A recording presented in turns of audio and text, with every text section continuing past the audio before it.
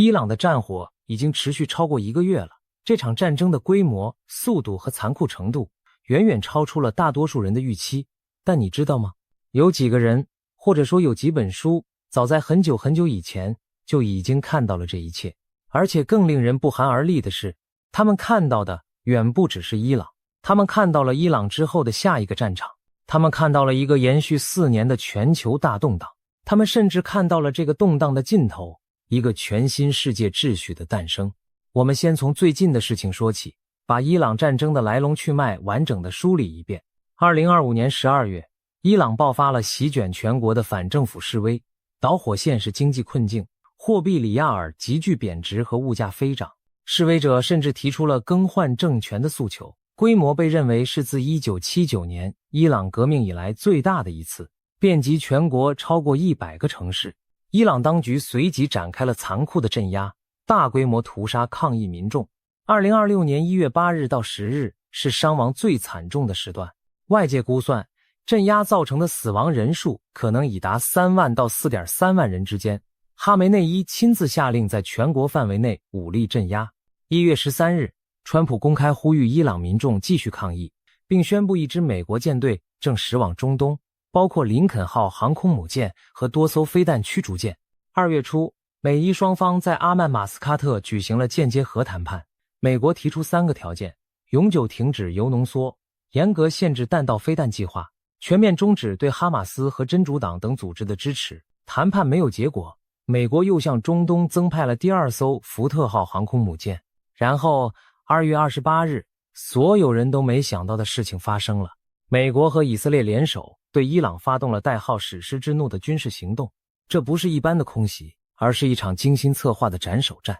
精准制导武器直击伊斯兰革命卫队总部，炸弹如同长了眼睛一般钻入地堡，直接击杀了伊朗最高领袖哈梅内伊。同时被歼灭的还有国防部长纳希尔扎德、革命卫队司令帕克普尔以及数十名高级军事和情报官员。短短几个小时之内，伊朗整个指挥体系被斩断。3月17日，以色列又在空袭中炸死了伊朗最高国家安全委员会秘书拉里贾尼，他是哈梅内伊的高级安全顾问。伊朗的防空网络在美以战斗机面前形同虚设，川普亲自确认了哈梅内伊的死讯，宣布轰炸将持续1周甚至更长时间。以色列总理也发表声明，说要让伊朗人民摆脱暴政枷锁。但有人说有内鬼，有人终于坐不住了，给美国人通风报信，报告了哈梅内伊的精确位置，里应外合，这才有了如此精准的斩首打击。所以你也可以说，这是一场来自内部高层的暗杀行动。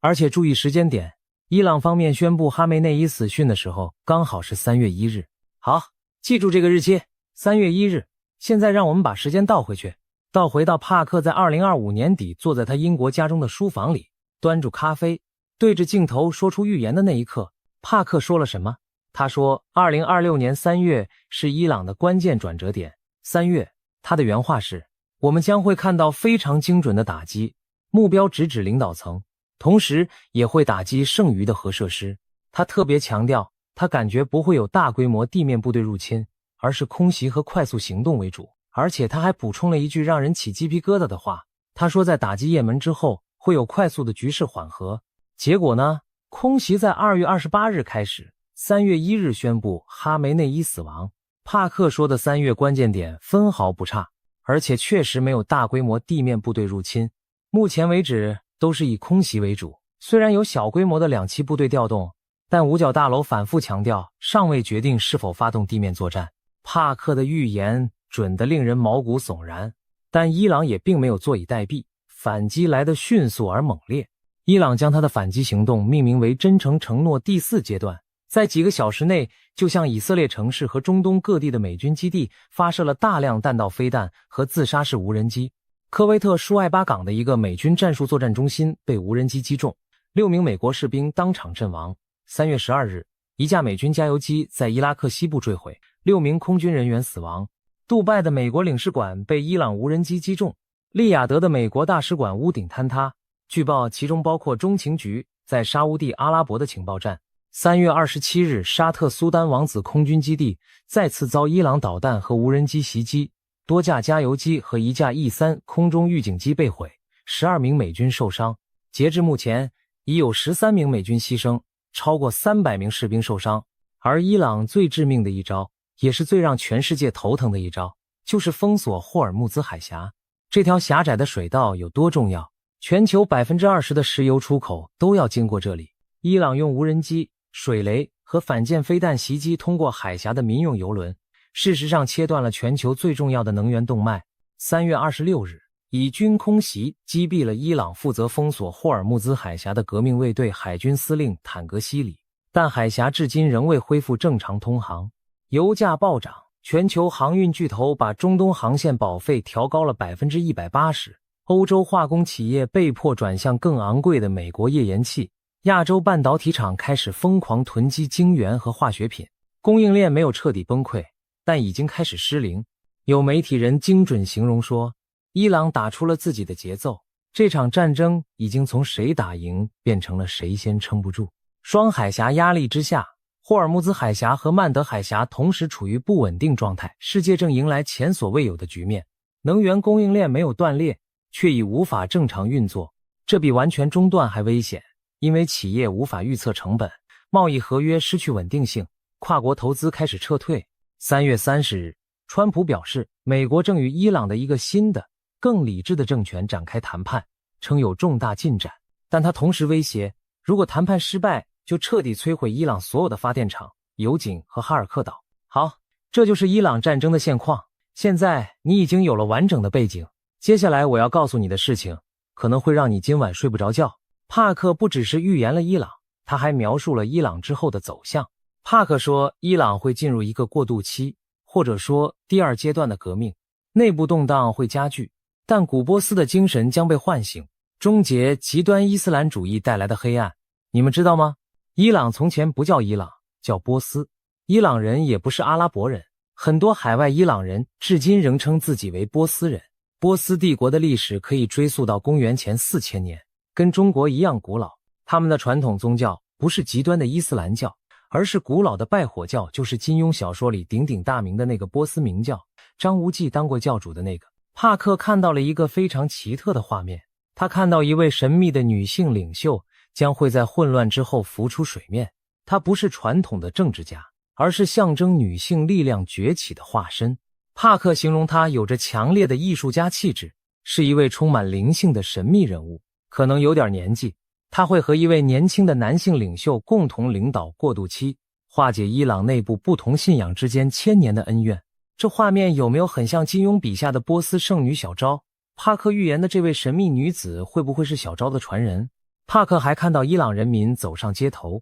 高举象征古波斯帝国的红黄色旗帜，呼唤王权的回归。最终伊朗会建立新政府，走向复兴和民主。而在现实中，美以空袭伊朗之后，海外伊朗侨民确实走上街头庆祝，挥舞着狮子与太阳旗。前国王之子里萨巴列维公开表示，他的过渡政府已准备好接管政权。帕克描述的画面正在成为现实，但是这里才是重点。帕克紧接着说了一句话，让所有在为伊朗欢呼的人瞬间安静下来。他说，伊朗只是序章，真正的风暴眼在中国。伊朗问题从来就不只是关于伊朗，它是中美大国博弈棋盘上的关键棋子。中国和伊朗在2021年签署了25年全面战略伙伴关系协议，中国承诺在伊朗投资4000亿美元。华为和中兴建设了伊朗大部分电信基础设施，中兴甚至在2010年就植入了监控系统。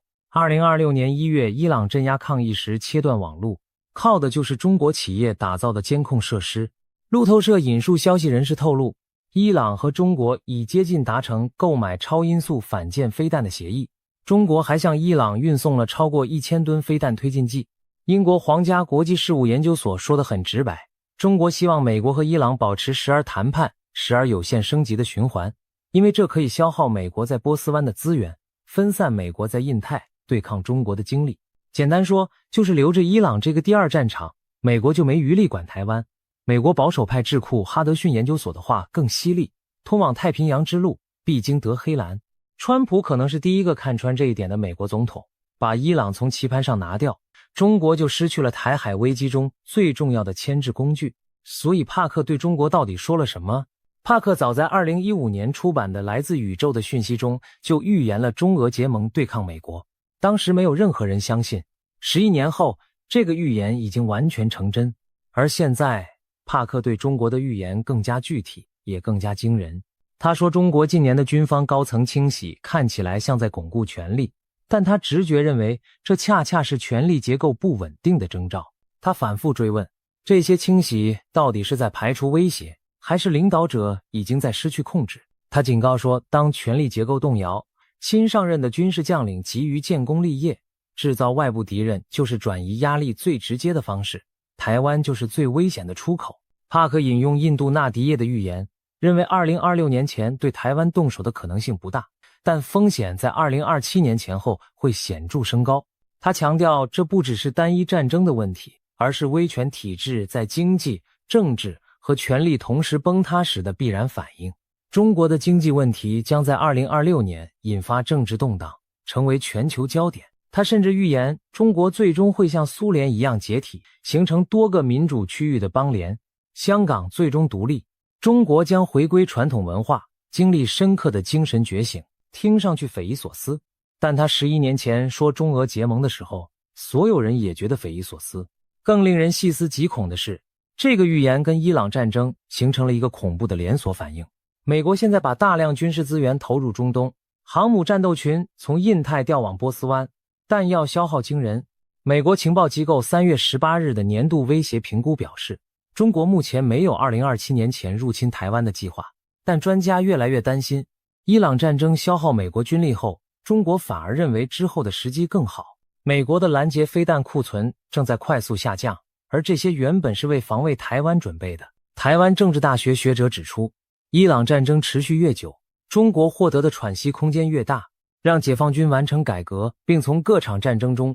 汲取经验。一旦中国认为能力到位，就不会那么克制了。不过硬币也有另一面，美国对伊朗的打击展示了惊人的军事能力，让全世界都看到中国卖给伊朗的防空系统不堪一击。中国的军事专家之前断言不可能全面开战，伊朗半小时灭以色列，结果被现实啪啪打脸，网友嘲讽反助听就对了。这种示范效应对中国的军事冒险冲动也是一种遏制。好，帕克说完了，现在让我们穿越1400年的时空，看看中国自己的千年预言书《推背图》是怎么看待这一切的。《推背图》是唐朝初年天文学家李淳风和袁天罡合著的预言书，融合了易经、天文、诗词、谜语和图画，从唐朝一路预言到未来，从武则天到安史之乱，从宋元到明清，一路应验，被誉为中华预言第一奇书。抗战时期侨务委员会委员长毛松年看到第39象一招，听得金鸡叫，大海沉沉日已过，就断言抗战会在鸡年胜利。结果1945年乙酉鸡年，日本果然投降。我们重点看第45象。谶语写道：有客西来，至东而止，木火金水，习此大耻。宋语写道：盐运红开世界同，金乌隐匿白杨中。从此不敢称雄长，兵器全消，运已终。金圣叹批注：此象于太平之势复见兵戎，当在海洋之上，自此之后更真盛世矣。传统上这一项被解读为二战时美国击败日本，但最近方正先生提出全新解读，认为他精准预言了2026年的美，以对伊朗军事行动以及背后更深远的地缘政治含义。而且这个解读得到了大量网友的认同和传播，一句一句拆。有客西来，客指外族或外国，美国从西方而来，对伊朗发动军事行动，至东而止，到了东方就停止。伊朗在美国的东边，暗示这是一场有限度的定点打击，不会无限扩张。事实上，川普确实反复强调，这不是要占领伊朗，而是精准打击。木火金水，五行之中唯独缺了土，这个缺土怎么解？有多种说法。第一种，五行缺土代表不涉及领土争端，主要是海上和空中较量，对应金圣叹说的在海洋之上。第二种，土代表大地、国土、政权根基，缺土暗示要摧毁一个政权的根基。第三种，也是方正先生的解读，木火金水对应各种武器和军事手段的五行属性，合起来就是全方位的立体打击。惜此大耻，川普在宣布打击伊朗时，确实用了类似洗血耻辱的措辞。他说革命卫队屠杀了超过1000名美国人，伊朗政府3次派人暗杀他本人，这就是奇耻大辱。这次行动就是要洗此大耻。再看宋宇，盐运红开世界，同战火蔓延之际，世界各国统一立场。3月19日，英法德意荷日发表联合声明，谴责伊朗封锁霍尔木兹海峡，连之前不想沾惹的国家都站出来了。世界同不正是这个意思吗？金乌隐匿白洋中，金乌是中国古代太阳的象征，太阳隐没在大洋之中，一个曾经耀眼的势力消失了。哈梅内伊被斩首之后，伊朗的最高精神权威确实隐匿了。他的儿子穆杰塔巴虽然接班，但已经完全躲在暗处，不敢公开露面，从此不敢称雄长，兵器全销，运已终。经过这场打击，曾经称雄一方的势力彻底衰落，军事气焰消散，国运走到尽头。但方正先生的解读不止于表面，他认为这一项表面说伊朗，实际暗指伊朗背后更大的支持者。这场打击表面针对伊朗，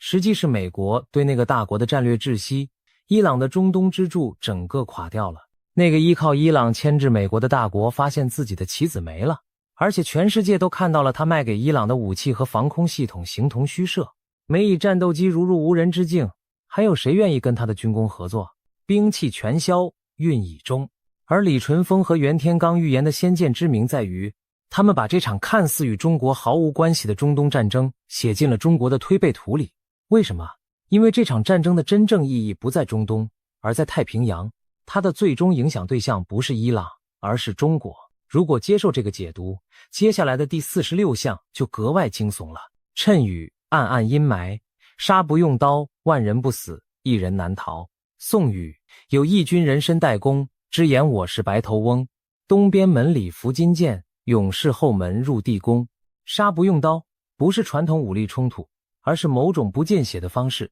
经济制裁，政权内部瓦解，社会动荡，还是其他什么？万人不死，一人难逃。大多数人不会受害，但有一个特定的人逃不掉。网上的拆字解读让人头皮发麻。一人带弓合成一个夷字，夷的原意有平的意思，夷为平地，化险为夷，都是这个意思。名字里有平字的人是谁？白头翁3个字，白字头上加个翁字又是什么？上下结合，名字里有某个字又和某个字相关的人是谁呢？我不说，你自己想。东边门里伏金剑，勇士后门入地宫。金剑埋伏在东门，勇士从后门闯入皇宫。这是在描绘一场宫廷政变式的权力更迭吗？帕克说的中国权力结构不稳定，军方清洗背后的危机，和这一项是不是在说同一件事？接着看第47项，演武修文，紫微星明，匹夫有责，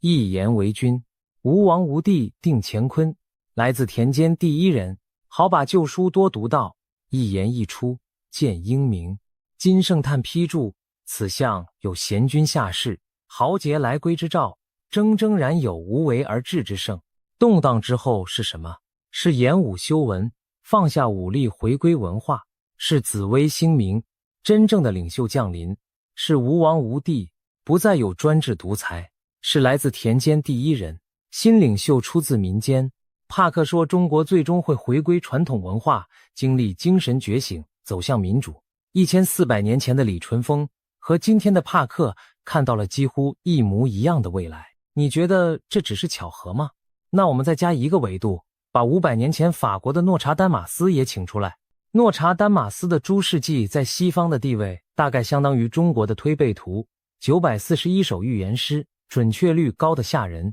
他的第26首4行诗写道，巨大的蜂群将会升起，在夜间埋伏。现代解读者认为蜂群就是无人机群。伊朗战争中双方大量使用的自杀式无人机嗡嗡作响，夜间飞行，无人机击中杜拜，美国领事馆就是在夜间。这画面像不像一群在黑夜中升起的巨大蜜蜂？另一首诗更令人不安。7个月大战，人们因邪恶而死，从2026年2月底算起，7个月后是9月。川普刚在3月底表示正与伊朗新政权谈判，但同时威胁若失败就彻底摧毁伊朗基础设施。这场战争会在7个月内结束吗？还是会拖得更久？诺查丹马斯还写道，当火星在群星间主宰道路，人类鲜血将洒溅圣所，3道火从东方升起，而西方在沉默中失去光芒。火星是古罗马战神，暗示2026年是暴力冲突之年。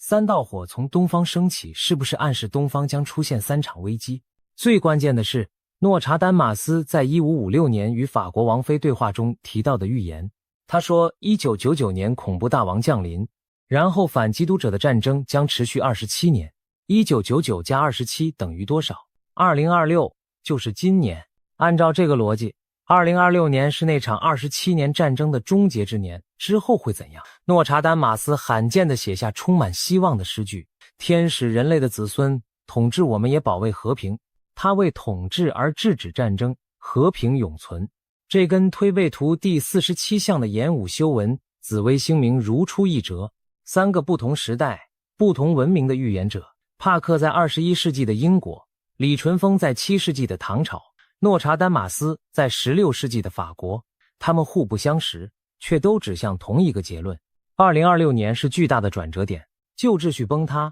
新秩序诞生，动荡是惨痛，惨痛之后是新生命。帕克把这称为第2波大觉醒。他说，当前的混乱是推动人类集体意识觉醒的催化剂。2026到2029年是最动荡的4年，北约会削弱，联合国早已形同虚设。到2030年前后，一个全新的国际合作架构将从废墟中诞生一个更务实、更有效的全球治理体系，从各国精疲力竭后的共识中诞生。他预言印度将引领全球精神复兴，而中国在体制崩解的阵痛后，也会重新拥抱5000年传统文化。帕克说了一段让我印象极深的话：我们必须看到这个系统被翻转过来。如果这一切发生了，那最终必定是为了好的方向。先追寻灵性觉醒，其他一切会随之而来。一旦我们在灵性上觉醒，就会自然想去帮助他人，就能对整个社会产生正面影响。他还说，我们正在见证困难时代的最后阶段，在这之后，一个更好的时代就要来临。那我们台湾呢？普通人到底该怎么办？先说几个现实的事情。美国已经把军事资产从印太调往中东，拦截飞弹库存快速下降，这些原本是防卫台湾准备的。学者指出，伊朗战争持续越久，中国获得的喘息空间越大，但反过来，美国对伊朗的打击也展示了惊人的军事能力，对中国是一种威慑。台湾面临的形势是复杂的、多变的，充满不确定性的。面对古今中外预言同时指向的动荡期，我们该怎么做？第一，物资准备不是玩笑。霍尔木兹海峡的局势直接影响全球能源供应，油价上涨带动所有物价上升，囤基本生活物资、药品、饮用水都是明智的选择。第二，密切关注台海局势。不管信不信预言，美国军力被中东牵制是客观事实，未来2到4年的安全形势充满不确定。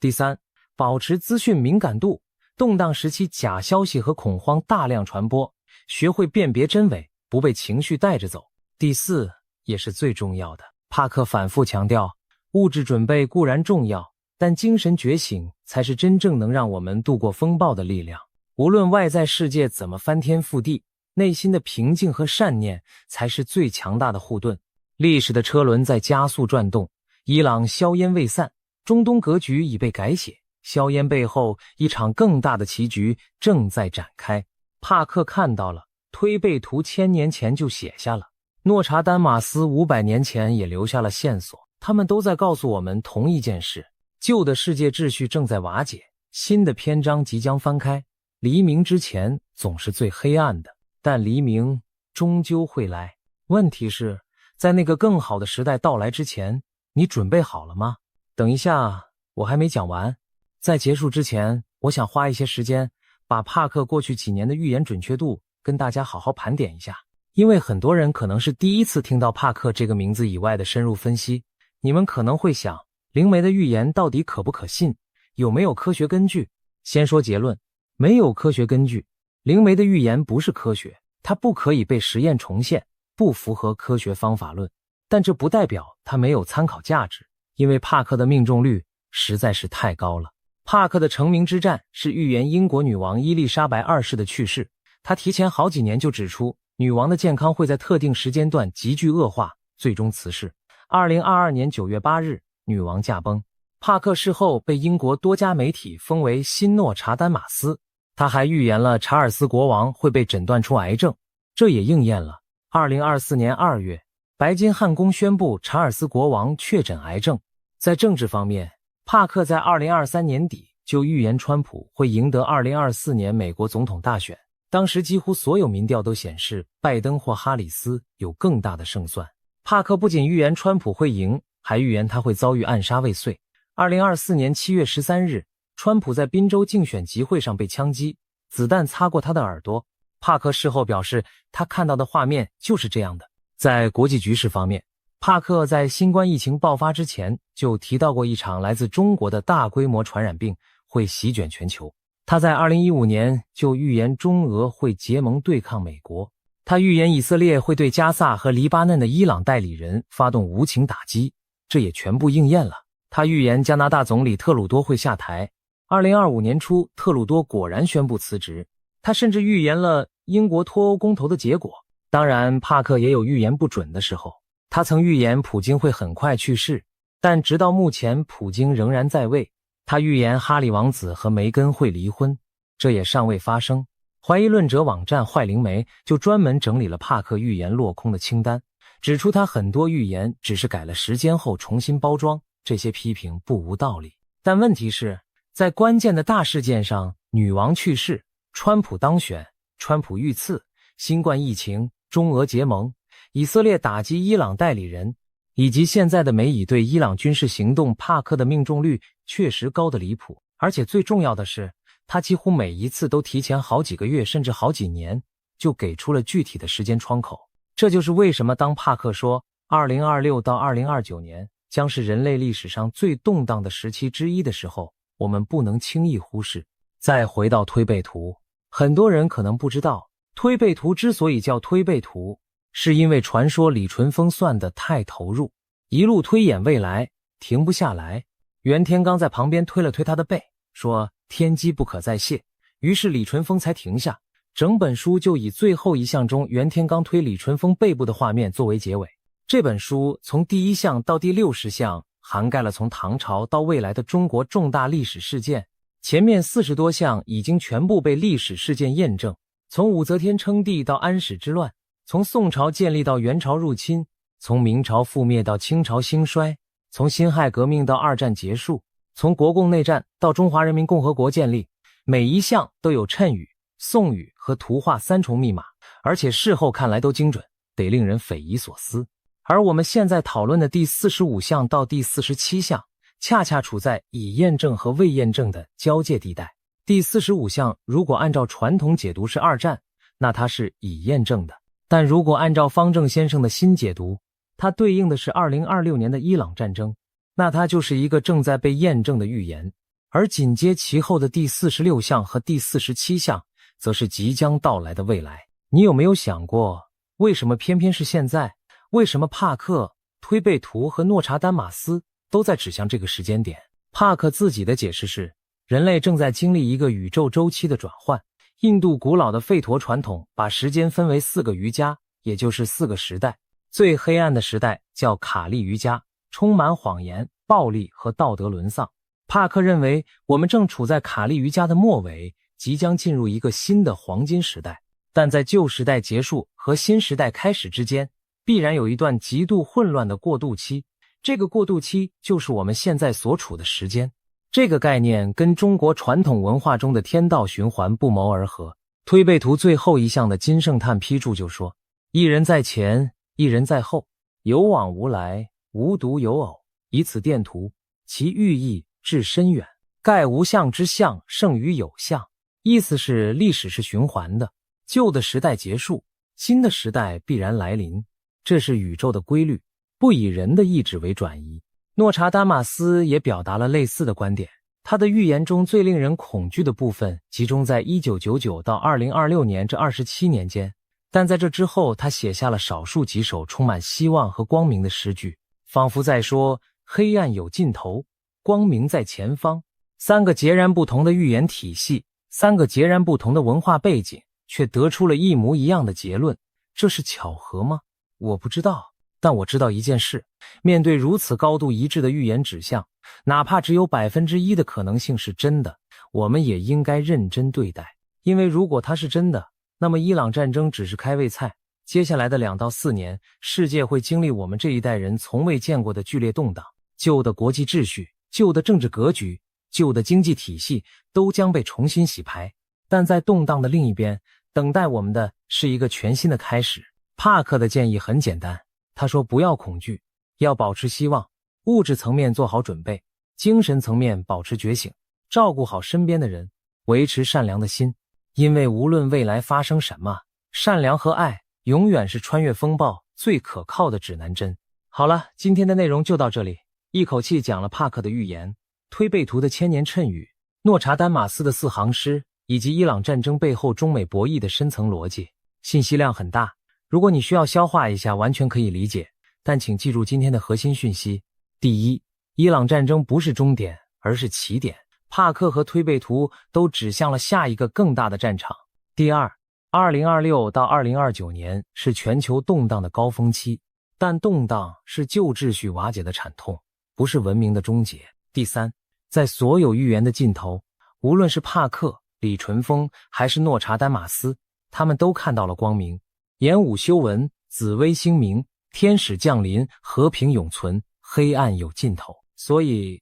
囤好物资，保持清醒，照顾好自己和家人，然后等待黎明。黎明终究会来。我知道有些观众可能会说，你讲了这么多预言，但预言毕竟是预言，它不是新闻报道，也不是情报分析。我完全理解这种质疑，所以接下来我想从一个完全不同的角度，也就是从现实的地缘政治和军事分析的角度，来验证这些预言到底有没有道理。先说伊朗战争对全球经济的冲击。2026年第一季度，光是霍尔木兹海峡的半封锁常态化，就已经让全球能源市场陷入了前所未有的混乱。有学者指出，真正的危机不是海峡完全封锁，而是这种半封锁的常态化。企业无法预测下个月的运费和保险成本，贸易合约失去了稳定性，跨国投资开始从中东地区撤退。同时，曼德海峡也因为也门胡塞武装的威胁而处于不稳定状态。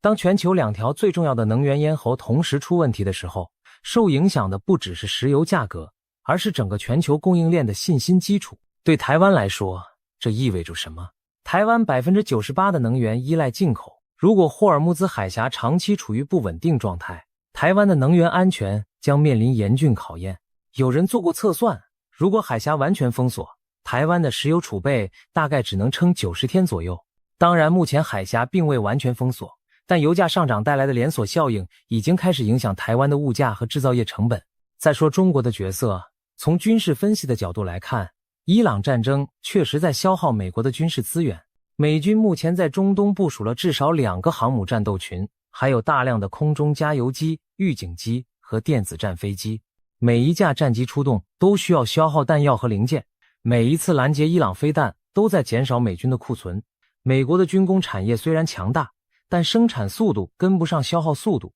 这是一个公开的秘密。尤其是先进的拦截飞弹，比如标准3型和爱国者导弹，生产周期长达2到3年，现在消耗掉的库存短期内无法补充。这些拦截飞弹原本是为了应对太平洋方向的威胁而准备的，也就是说，每一枚在中东消耗掉的拦截飞弹，都是少了一枚保卫台湾和日本的拦截飞弹。美国国会已经有议员公开质疑，为什么要把防卫印太的武器拿去打伊朗？但川普政府显然有自己的战略考量。从这个角度来看，帕克说的伊朗只是序章，真正的风暴眼在中国就不再只是灵媒的玄学了，它背后有非常现实的军事逻辑支撑。美国打伊朗的同时，确实在削弱自己在太平洋的防御能力，而中国确实有可能利用这个窗口期加速军事准备。推背图把伊朗战争和中国的命运写在相邻的2项中，从地缘政治的角度来看，完全合理。再来看经济面，中国目前的经济困境是众所周知的，房地产泡沫、地方债务危机、青年失业率居高不下、外资撤离、出口下滑。伊朗战争又让中国失去了一个重要的战略伙伴和能源来源。伊朗的石油占中国原油进口的 10% 到 15%， 而且由于美国制裁，这些石油几乎全部以折扣价卖给中国。如果伊朗政权真的更迭，新政府很可能转向亲西方，中国就失去了这个廉价能源来源。帕克说，中国的经济问题会在2026年引发政治动荡。从纯经济分析的角度看，这并非不可能。历史上每一次大规模的威权体制崩解，背后几乎都有经济危机作为导火线。苏联解体之前是经济停滞，阿拉伯之春之前是物价飞涨，伊朗这次的大规模抗议导火线也是经济困境。如果中国的经济恶化到一定程度，社会不稳定因素累积到临界点，推背图第46项所描绘的那种巨变并非完全不可想象。好啦，说了这么多现实分析，让我们回到预言本身。有一件事我觉得特别值得深思，就是帕克、推背图和诺查丹马斯。他们三个虽然对动荡期的描述各有不同，但在结局的描述上却出奇的一致。他们都看到了光明。帕克说，这是第二波大觉醒的开始，人类将经历一场深刻的精神蜕变。推背图第47项说，演武修文，紫微星明，一个来自民间的贤明领袖将开创无为而治的盛世。诺查丹马斯说，天使的后裔将降临人间，制止战争，带来永恒的和平。这三个预言者来自三个完全不同的文明，使用三种完全不同的方法，却得出了如此一致的结论。这让我想起一个比喻，想象你站在一座高山的三个不同方向，从东边看到的山和从西边看到的山形状不同，但它们是同一座山。也许帕克、李淳风和诺查丹马斯就是从三个不同的角度看到了同一个未来。如果这个未来是真的，那我们现在正处在人类历史最关键的转折点上。伊朗战争只是这个转折的第一幕，接下来还有更多的巨变要发生，但所有的巨变都在朝着同一个方向推进，那就是旧秩序的终结和新秩序的诞生。帕克说过一句话，我想用来作为今天的结尾。他说，成为你希望在世界上看到的那个改变。如果足够多的人这样做，我们就能达到一个临界点，先追寻天国，其他一切自会随之而来。这是一句很朴素的话，但在2026年这个动荡的年份听起来格外有力量。也许我们无法改变全球地缘政治的走向，也许我们无法阻止战争和动荡的发生，但我们可以选择成为什么样的人。我们可以选择保持善良，保持清醒，保持希望，因为无论未来发生什么，这些品质永远不会过时。好了，朋友们，今天的内容真的很长，从伊朗战争的硝烟到帕克的灵视，从推背图的千年谶语到诺查丹马斯的四行诗，从中美博弈的深层逻辑到人类文明的宇宙周期。如果你能看到这里，我真的非常感谢你的耐心。记住3件事：囤物资、保清醒、等黎明。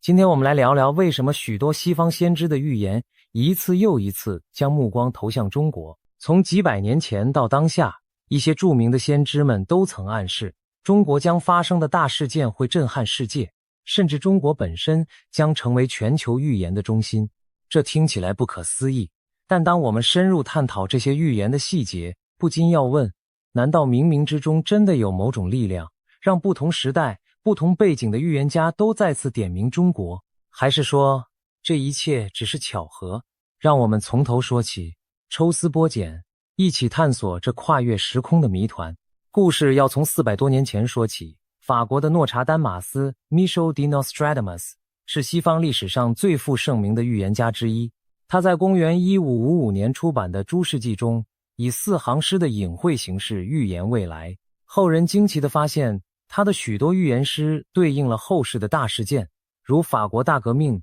拿破仑崛起、希特勒之战，甚至2次大战的爆发与结局，都似乎被他言中。因此，诺查丹马斯留下的预言一直广受研究与讨论。然而，与中国相关的线索更加神秘，一直到1994年，人们才在意大利国家图书馆的古籍堆中意外发现一部署名诺查丹马斯的手稿，里面不是文字预言，而是80幅奇异的水彩画。据说这是诺查丹马斯晚年绘制的预言画稿，画中布满象征符号、字母、火烛、星辰，乍看云山雾罩，但其中有几幅画令研究者背脊发凉，因为它们似乎直接对应当代中国的场景。其中一幅画描绘士兵手持利刃砍杀僧侣，士兵身穿绿色军装，而倒下的僧侣象征着信仰和修行者。让人毛骨悚然的是，绿色军装几乎是现代只有中共军队才普遍采用的颜色。这幅图让人联想到中国近代发生的宗教与精神信仰迫害事件，例如对佛教僧侣、西藏高僧，乃至1999年后对法轮功这类气功团体的镇压。诺查丹马斯画笔下的士兵砍僧场景，仿佛在预示中国发生过的那场信仰浩劫，令人不寒而栗。更震撼的是另一幅画，一条东方巨龙，龙身呈绿色，头却是人头，正被熊熊烈火焚烧。在巨龙背后，依稀可见一座东方式建筑物的轮廓，有人辨认出酷似北京天安门城楼的形象。西方文化中的龙往往是西方龙有翅膀、喷火的怪兽，但诺查丹马斯特地画出东方式的长龙，这条龙身披绿色鳞片，令人联想到中共的代表色，头颅似乎象征着某位掌权者，火焰将东方恶龙吞噬殆尽。画面上的隐喻不言自明，天火烧龙，亡者伏诛。换句话说，就是天灭中共。这幅画被解读为预言，在未来某个时刻，统治中国的共产政权将遭天谴灭亡，犹如人头恶龙被烈火烧毁一样。试想一下，这些画作如果真是诺查丹马斯所绘，那意味着在距今400多年前，一位法国先知已经看见了21世纪中国发生的事件，包括共产集权对信仰的镇压，以及最终这条红色恶龙的覆灭。这让西方许多预言研究者惊呼不已，难道中国的命运早就写在历史的笔墨中？更离奇的是，诺查丹马斯在诗集中对东方还有一些文字预言。我们知道他经常以隐喻方式描述人物和国家，例如称拿破仑为来自科西嘉的帝王，称希特勒为西斯特 Hister 等。而在多篇预言诗里，他提到东方出现一位非同寻常的人，其中一首诗写道，一位东方人将离开他的家乡，穿越天空、海洋和冰雪，用他的权杖唤醒世人。另一首提到，东方的贤者将带来全世界的改变。许多解读者认为，诺查丹马斯暗示在历史的今天，也就是21世纪之交，会有一位来自东方的伟大人物出现，给世界带来思想或精神上的觉醒。这让人不禁联想，会是谁呢？是某位东方的精神领袖，亦或引领中国变革的关键人物？诺查丹马斯没有指名道姓，但东方圣人的意象一直引人遐想。除了人物和图像之外，诺查丹马斯对当今时局的预警可能还包括战争。有研究者把他的预言诗与年份对照，发现他在某些诗句中提到了7个月的大战争和7艘船的海战等等。有人将这解读为2026年前后，东亚海域可能爆发一场持续7个月的激烈冲突，甚至涉及多方舰队的海上对峙。巧合的是，如今台海与南海局势紧张，各国军舰在亚洲海域你来我往。如果未来真有7方势力、7艘战船在此交锋，那和诺查丹马斯诗中描述的场景何其相似。另一段广为人知的诗提到东风将席卷西方，许多人认为这预示东方势力可能指亚洲或中国的崛起和对世界的重大影响。当我们把这些线索拼凑起来，一幅图景浮现。早在文艺复兴时期，西方就有先知预见了一条巨龙，象征中国政权兴起于东方，并最终陨落，还预见东方的力量和人物将深刻改变世界的走向。从诺查丹马斯所处的16世纪跨越到20世纪，在西方出现了另一位被誉为先知的人物，艾德加·凯西 Edgar Cayce。 他被称为沉睡的预言家，因为他常常在自我催眠的沉睡状态下为人解答未来，据称一生留下了1万多条预言记录。凯西的许多预测后来都得到验证，他预言了第一次世界大战的结局、经济大萧条、印度独立、以色列建国，甚至预言了苏联会在几十年后放弃共产主义等等。在众多预言中，关于中国的预言最让后人玩味，因为内容实在令人意想不到。凯西早在1920年代就提到了中国的未来，在1925年1月的一次阅读，预言解读中，他主动说出一段让在场者莫名其妙的话：中国将有非常特殊的日子，他会通过缓慢的成长来保存自己。有一天他将醒来，剪掉辫子，开始思考并实践。要知道，1925年的中国正处于军阀混战和社会动荡中，剪掉辫子象征摆脱清朝传统，走向现代化。凯西仿佛在形容中国正在酝酿一次觉醒，而更惊人的是，他接着预言，有一天，中国那里将成为孕育新基督教的摇篮，并将其应用于人们的生活中。是的，对人而言那是遥远的，但对神而言很快很快，中国将醒来。这段话让当时的西方听众大为震撼又困惑，中国成为基督教的摇篮，这怎么可能？因为基督教发源于中东，西方盛行了上千年，与中国传统格格不入。何况在20世纪初，中国的基督徒寥寥可数，整体国力衰弱，凭什么成为世界精神信仰的中心呢？如今回头看，凯西所言或许并非字面意思的基督教传到中国，而是指一种类似基督精神的觉醒和新文明将在中国诞生，影响全世界。一些学者认为，凯西限于当时的语言体系，只能用基督教来比喻未来出现在中国的伟大信仰运动或精神理念。他强调对神而言很快，似乎预示在上帝眼中，不出几天，象征不久的将来，中国就会苏醒。在历史的长河里，几十上百年确实不算长。我们不妨联想到现实，中国确实在20世纪末到21世纪初经历了翻天覆地的变化。从1970年代改革开放以来，中国经济高速增长，综合国力崛起，被视为沉睡的狮子苏醒。这是否对应了凯西预言中中国将缓慢成长并保存自己，然后醒来的一段？而在精神文化领域，中国自90年代以来也涌现出许多新的思潮和团体。例如1992年起源于中国的气功修炼法轮功，一度吸引上亿人修习，其核心理念强调真、善、忍的道德提升，这颇有宗教复兴的意味。还有地下家庭教会的兴旺，数千万人信奉基督教，新教徒的人数甚至接近西方大国。可以说，在物质发展的同时，中国社会的精神追求也在暗流涌动。有人把这解读为对凯西预言的印证，中国正在孕育属于自己的灵性觉醒。这种觉醒一旦成熟，将对全人类产生深远影响，犹如当年的基督信仰改变西方一样。除了长远的精神预言，凯西对中国短期的命运也有惊人之语。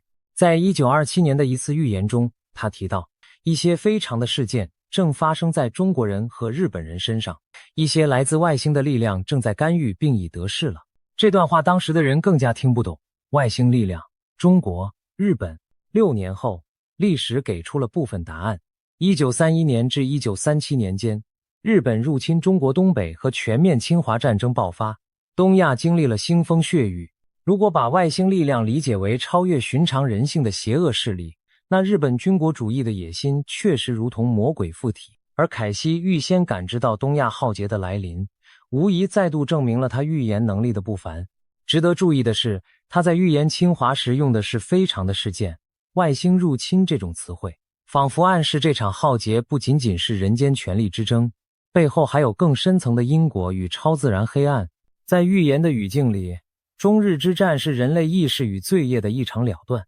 这又让人联想到今天中共政权对内镇压、对外扩张所引发的国际担忧。许多人觉得其中夹杂着一种邪恶意识形态的扩散。难道凯西早早就看见了东方巨龙背后潜藏的阴影？更耐人寻味的是，凯西在二战结束前预言了苏联会摒弃共产主义。他说俄国有一天将摆脱无神论的桎梏，成为希望之地。几十年后，苏联果然解体，俄罗斯放弃了共产集权体制。这预言的实现令世人叹服。那么，人们不禁要问，既然凯西预见了俄国的转变，他有否暗示中国的一党集权也会走向终结？虽然他没有明言中国政治制度的变革，但前面提到他对中国觉醒和精神复兴的描述，可能隐含着同样的逻辑。中国终将甩开禁锢，进入全新的境界，或许包括政治自由、社会开放，从而真正以文明古国的底蕴引领世界。这样的中国一旦出现，必将震动全球，与凯西所说的摇篮预言相呼应。20世纪中后期，预言界另一颗明星是保加利亚的盲人灵媒巴巴万加巴巴旺嘎，绰号盲眼龙婆。他因曾成功预言一系列大事而闻名，包括苏联解体、库尔斯克号潜艇沉没、911恐怖攻击等，被称为巴尔干半岛的诺查丹马斯。在他留下的未来预言中，也有多处涉及中国，使得世人不得不注意。首先，巴巴万加早在上世纪就预言中国将崛起为世界超级强国。他曾断言，在2018年左右，中国会超越美国成为新的全球领袖，这一点在媒体上广为流传。事实上，到2018年前后，中国虽未全面超越美国，但经济总量已位居世界第2，许多领域如制造业、贸易等方面都达到全球第1的地位。中国的科技实力和军事力量也飞速提升，国际影响力日增。可以说，巴巴万加的这条预言在时间节点和大趋势上相当切合。过去几年，世界见证了所谓中国时代的到来，许多人惊叹于中国的飞跃式发展，这仿佛正是他眼中东方巨龙称霸的开始。然而，万加对中国的预言并非只有光鲜的崛起，还有伴随而来的巨大动荡，特别是对未来几年的描述更是令人心惊。他警告说，在2026年，和平将被打破，世界将陷入混乱。根据外界整理他的预言内容，2026年将出现3重灾难夹击，地缘政治冲突、气候危机加剧，人工智慧带来的影响，共同动摇人类社会。而在地缘政治方面，他最骇人听闻的预言是，第3次世界大战的火种将在2026年点燃。万加指出，这场大规模冲突将涉及世界主要强国，战火将从东方开始，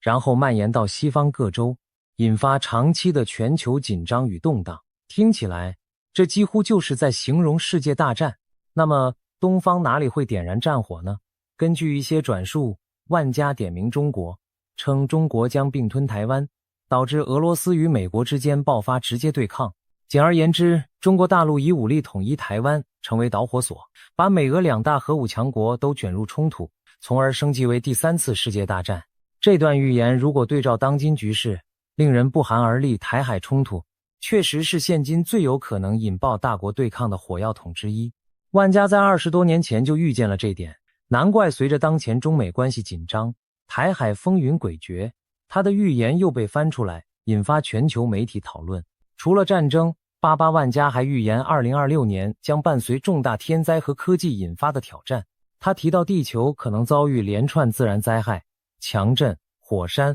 洪水、海啸此起彼伏，极端气候肆虐，全球约 8% 的地区会受双重灾害打击。同时，他说人工智慧 AI 的崛起将在2026年达到关键点，人类社会可能被 AI 全面渗透，甚至开始质疑如何摆脱智慧机器的控制。在预言中，这一年仿佛是人类面临多重考验的关键转折点。更离奇的是，万加似乎还提到外星人将于2026年现身。他说人类会在那年11月与来自宇宙的智慧生物有首次接触，一艘大型太空船将降临地球。这听起来几乎像科幻情节，但也凸显出他眼中的2026年有多不平凡。天上地下，各种不可思议的事都可能发生。当然，关于外星接触的说法，大多数人持保留态度，但战争和灾难的预警却不能不令人担心。试想，如果2026年真如万加所言，台海爆发战端，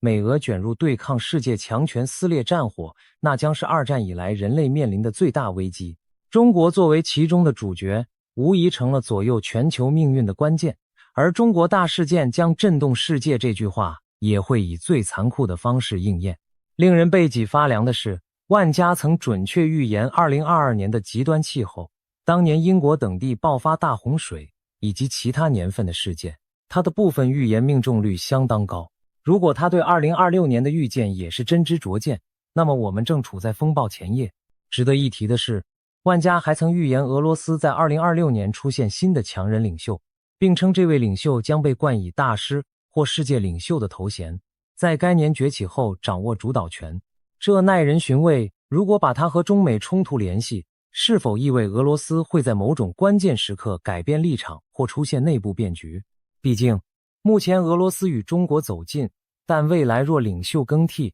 也可能影响中俄美之间的角力平衡。万家的这些片段预言仿佛一块块拼图，组合起来就是一幅世界巨变、东西对峙的图景，而中国是这图景的引爆点之一。以上我们谈到的诺查、丹马斯、凯西、88万家，年代各不相同，但都有意无意地点明了中国。而更有意思的是，当代还有一些西方预言家和灵媒，直接把中国作为预言的主角，仿佛历史在呼应西方先知再次点名中国。现在我们就看看近年来几个引人关注的西方预言如何刻画中国即将发生的大事。首先不得不提的是英国的灵媒克雷格·汉密尔顿，帕克，通常简称为帕克。这位英国预言家因为成功预测了一些重大事件，如英国脱欧公投、美国川普当选而走红。他近年频繁在自己的节目和访谈中谈及中国，甚至可以说帕克的未来图景里，中国是最关键的变数之一。帕克对中国的预言主要集中在两方面，一是对外的军事冲突，二是对内的政权变革，两者相互交织。帕克在2024年初曾公开表示，他在灵视中看到了台湾附近将有刀光剑影。他具体描述，在台湾周边一些有争议的小岛上可能发生武装冲突，我感觉有人拔出了刀剑，好像中共夺取了你们的一个岛屿。这暗示大陆可能对台湾外围的小岛，例如金门、马祖或南海岛礁，动手发生局部军事冲突。他强调自己不认为中共能征服台湾，但某种军事行动在所难免。帕克推测，这场冲突的导火索很可能是一场意外。他以前曾预言过可能有飞机撞击事件或者潜艇相撞等等。现在看来，台海上空和海域的中美中台军机军舰对峙频繁，一次走火误判就可能酿成严重冲突，这和他的预感不谋而合。我感觉其中一次会出事。当冲突出现时，帕克预见台湾新的领导人将态度强硬，坚定捍卫主权。同时，他看到了日本和澳大利亚的介入，日本会在技术和情报上给予台湾大量协助，甚至与台湾共享先进的防空技术。澳洲则可能直接派出军舰进入相关海域支援。这些预测非常具体，也符合目前国际形势的走向。日本近年来积极强化对台合作，澳洲也越来越关注台海安全，并与英美组建 AUKUS 同盟。如果未来某天中国大陆与台湾爆发小规模战事，而日本、澳洲乃至美国卷入其中，那将印证帕克所言，也正是88万家口中的世界主要强国卷入的冲突。所幸帕克认为冲突未必演变成全面征服战争，中共可能只是在周边寻衅，但不管怎样，这足以把全球推到战争边缘。短暂的几周或几个月的军事交锋，都将严重冲击全球市场与安全格局。这难道不正是震动世界的大事件吗？不论胜负如何，光是中国和美日澳在西太平洋直接对抗，就会是二战后前所未见的剧烈变局。帕克对中国的预言更令人瞠目的是内部巨变部分。他直言不讳地多次预测，中国执政的共产政权将走向崩溃。在他的远见中，他看到了中国经济出现严重问题，埋下政权不稳的种子。比如，中国近年房地产和债务风险积累，经济增速放缓，可能引发社会不满。一旦物质生活不再增长，人们对统治者的容忍度就会降低。帕克感觉中国的统治基础相当脆弱，政府维持稳定的合法性，很大程度上来自持续数十年的经济繁荣和民众物质生活改善。如果经济一旦陷入困境，人民对政权的态度可能急转直下。他预言，最终中国会分崩离析，解体成多个较小的国家或自治区。这种说法听起来石破天惊，因为当代中国在地图上是一个幅员辽阔、统一的泱泱大国，怎会突然分裂？但帕克描绘了一种可能的结局。当中央政权崩溃后，广大的中国版图上不同地区可能趁势取得自主。例如，他提到香港将再次获得自由，有望成为独立或高度自治的城市国家；西藏也将解放，脱离北京的控制；新疆、内蒙等少数民族地区或许出现类似情况。最终，中国本土将分裂为数个新兴政权，各自治理，但他们之间可能组成一种类似欧盟的松散联盟，在民主基础上合作共处。帕克甚至引用了孙中山先生早年的一些理念，因为孙中山曾设想过建立中华合众国或邦联制，允许各省自治联邦。这或许就是帕克认为中国未来会走的路，先是统治崩解，继而在新的民主原则下重组。试想，一个统治中国大陆超过70年的政治体制土崩瓦解，13亿以上人口的国家秩序被改写，这将对世界造成何等冲击？东亚地缘格局将彻底变样，全球经济链条瞬间断裂重组，各大国势力范围被重新划定。冷战结束时，苏联解体都已经造成巨大波澜，而中国的体量比苏联更大，与世界的联系更深。倘若真按帕克预言那样四分五裂，将是近代以来最震撼的地缘政治事件，完全称得上震动世界。帕克并未给出确切的年份，但在不同场合他暗示这个进程已经开始倒计时。他提醒要注意未来几年的经济动荡和权斗，可能在2025年前后出现关键转折。也有解读认为他所说的清算之年是指2026年，届时若中国陷入战事与经济危机的双重压力，政权可能走向冰川式崩塌，即表面僵硬稳固，内里却在断裂消融，终于在某个时刻轰然垮塌。当然，预言毕竟只是预测，但帕克的话已经引起许多关注中国局势人士的讨论。这会不会是一个惊人的先见？除了帕克，还有其他西方的预言先知近年来对中国发出了惊人之语，例如英国的托米·阿拉约米 Tommy Arayomi， 一位自称得到神启示的先知型牧师。他在分享的信息中多次谈到中国，甚至直接以圣经意象来比拟。他曾问道，埃及的十灾是否要降临中国？他指出，在圣经故事中，埃及法老因奴役以色列人而遭上帝降下10场灾难惩罚，而如今中国也出现了一系列离奇的灾异，从史无前例的洪水泛滥、云南的异常虫害，到天空出现奇怪的云与光等等，这些都像极了十灾的现代翻版。鱼群离奇大规模死亡，漫天诡异白色昆虫飞舞，城市上空惊现血红色天空。这些近年中国各地报道出的奇事，被阿拉约米解读为上天在警示与惩戒。他认为中国近年的厄运并非偶然，而是对其统治者的警告，就如同古埃及法老不肯释放奴隶，上帝用灾祸迫使其低头一样。这种将中国近期的天灾异象宗教化的诠释颇具争议，但不得不说，在预言的语境下，他强调的依然是中国是末世剧情的关键。阿拉约米还曾分享他对台湾局势的预感，他说自己在异象中亲眼看到中共对台湾的侵略计划，仿佛影片在眼前播放。他据此发出预言警告，台湾将面临最后的军事冲击。这与帕克、万家等人的预测不谋而合，不同的先知从不同角度都指向台海冲突这个未来可能的巨变点。当多个来自西方的独立预言渠道都不约而同聚焦于中国与台湾，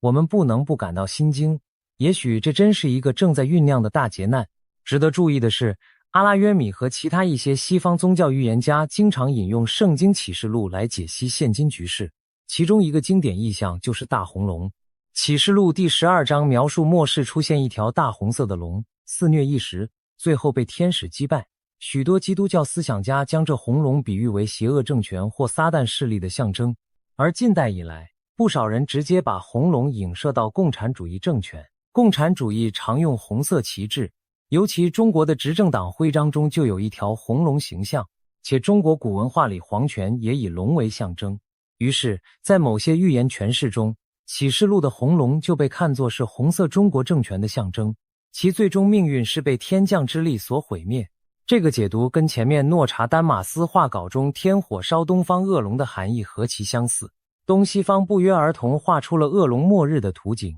令人不胜唏嘘。此外，启示录第16章还提到末世之战，东方的众王将率领2亿大军横跨干涸的幼发拉底河，参与最后的大决战——哈米吉多顿之战。当这段经文在20世纪被重新审视时，人们惊讶地发现，古往今来能动员2亿军队的，现实中似乎只有拥有14亿人口的现代中国。尤其在60年代，中国正式建立了人民解放军的庞大武装。在对照圣经里来自东方的2亿军兵，很多圣经学者开始猜想，难道启示录早已预见了东方将有一只空前绝后的雄狮？而那东方众王是不是指中国及其盟友在末日时参与全球战争的角色？如果这种解读成立，那么连2000年前的宗教经典都把中国或东方大国放在了结局时刻的核心位置。西方的信徒们读到这里，也会不由自主地把目光投向现代的中国，因为他们相信那关乎全人类命运的剧目很可能会以中国势力的动向为引线。纵观上述种种，无论是古老的诺查丹马斯、近代的凯西与万家，还是当代的帕克与其他预言家，他们的视线最终都交汇在一个焦点：中国。几百年前的预言画像描绘了中国的巨变，几十年前的梦话呢喃预告了中国的觉醒，而眼下的种种神秘信息更是直截了当地谈论着中国的战争与变革。这些来自西方的声音，有的警示灾祸，有的展望希望，但都不约而同地在说，中国即将成为决定世界走向的中心。或许有人会质疑预言究竟能信多少，确实，上述内容有的是后人牵强附会之论，有的是捕风捉影的解读。然而也无法否认，这些预言中的许多细节与现实走势之吻合，超出了巧合的范畴，令人生出几分敬畏之心。假如预言真的灵验，那我们正处在一个历史的十字路口，而中国恰恰站在十字路口的中心点。为什么西方先知再次点名中国？也许从现实分析，他们看到的是世界权力东移的趋势。21世纪的国际秩序中，中国举足轻重，因此任何全球性事件都绕不开中国，这是显而易见的道理。有中国参与或引发的事件，往往就具有全球影响力。比如2008年金融危机后，中国成为拯救经济的重要引擎；又比如2019年底爆发的新冠疫情从中国蔓延全球，改变了整个世界的轨迹。当今的中国早已不是古代那样闭塞孤立的存在，而是深深融入全球化的体系里。因此预言家们聚焦中国，也许正是反映了这种国际现实。牵一发而动全身，中国的一举一动都可能带来连锁反应。预言只是换了一种语言，讲出了地缘现实的重要。然而许多先知预言中的中国角色并非只是普通的大国崛起那么简单，他们赋予中国某种宿命般的意义，要么是灾难的引爆点，要么是救赎的希望之源。在他们的叙事里，中国仿佛背负着全球的因果，将在关键时刻拨动历史天平。这种带有命运论色彩的观点，或许来自东西方长期文化积淀的奇妙共振。毕竟中国本身也有大量古代预言，从推背图、烧饼歌到刘伯温碑文，无不预示着朝代循环与末世浩劫。那些古老汉语写就的预言几乎都指向一个结局，在经历大动乱、大灾劫后，中国以及世界将迎来新的圣人出世，新的太平盛世。这与西方预言家口中的剧本惊人的相似，只不过西方人用的是他们熟悉的意象，龙、兽、上帝等，中国人用的是自己的符号，天灭、圣人、太平。当两边的预言内容开始印证彼此时，我们仿佛看到了一种穿越文化的神秘力量，它在不同语言的预言中都指明了同一个方向。如今许多西方预言研究者也开始研读中国的预言典籍，因为他们意识到要解开未来的谜，也许中国的线索不可或缺。正是这种东西方预言的交汇，使得中国被推到了全球预言中心的位置。换句话说，全世界关注未来的人，如今无不在关注中国，期待从中找出印证预言的蛛丝马迹。那么，我们该如何面对这些缥缈难测的预言？2026年的大门已经打开，我们正走入那些预言描述的时间点。未来几年，也许正是验证预言真伪的关键期。倘若真的如预言所言，中国会发生惊天动地的变局，无论是战争、政权更替，还是精神复兴，那我们这一代人将亲历历史巨变，见证预言成真。到那时，回头看这些先知的话语，或许只剩下叹服与钦羡。原来一切早有迹可循。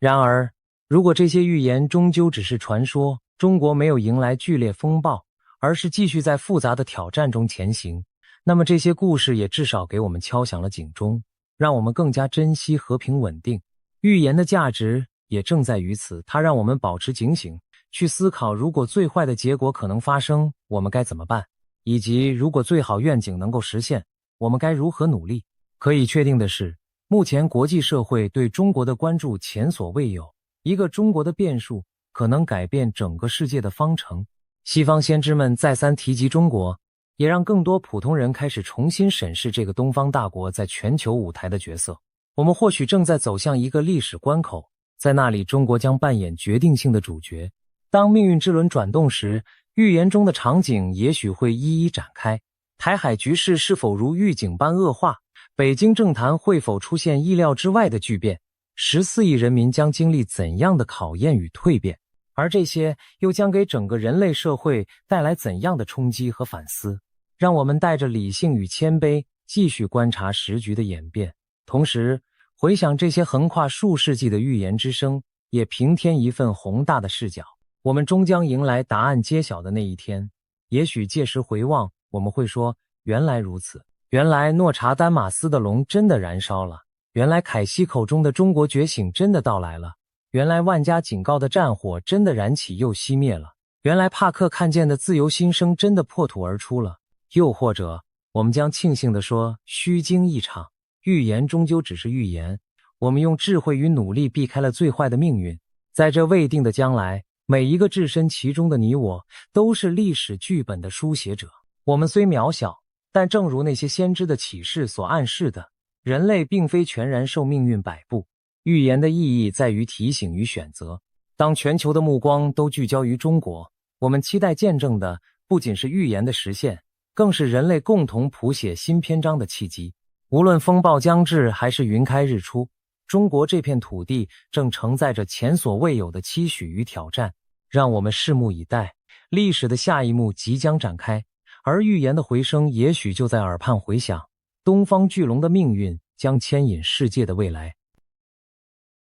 全世界正被中东战火搞得天翻地覆。美国和以色列在2月28日联手发动了代号史诗怒火的军事行动，一举斩首伊朗最高领袖哈米尼。荷姆兹海峡被封锁，油价飙到每桶$120以上，台股在3月9日暴跌近1500点，创下史上盘中第2大跌点。可就在所有人的目光都被中东战火吸引的时候，有一群美国通灵师却不约而同地把手指向了另一个方向。他们说，真正的大事不在中东，而在台湾周边的水域。更诡异的是，他们锁定了2个关键日期，一个在4月，一个在8月19日，说那将是爆炸性的时刻。今天我们就来深入扒一扒，这些通灵师究竟看到了什么？他们的预言靠谱吗？而我们又该如何面对？首先，我们得认识一下这群通灵师是何方神圣。第一位是来自洛杉矶的程迪·赫文利，他可不是路边摆摊算命的江湖术士，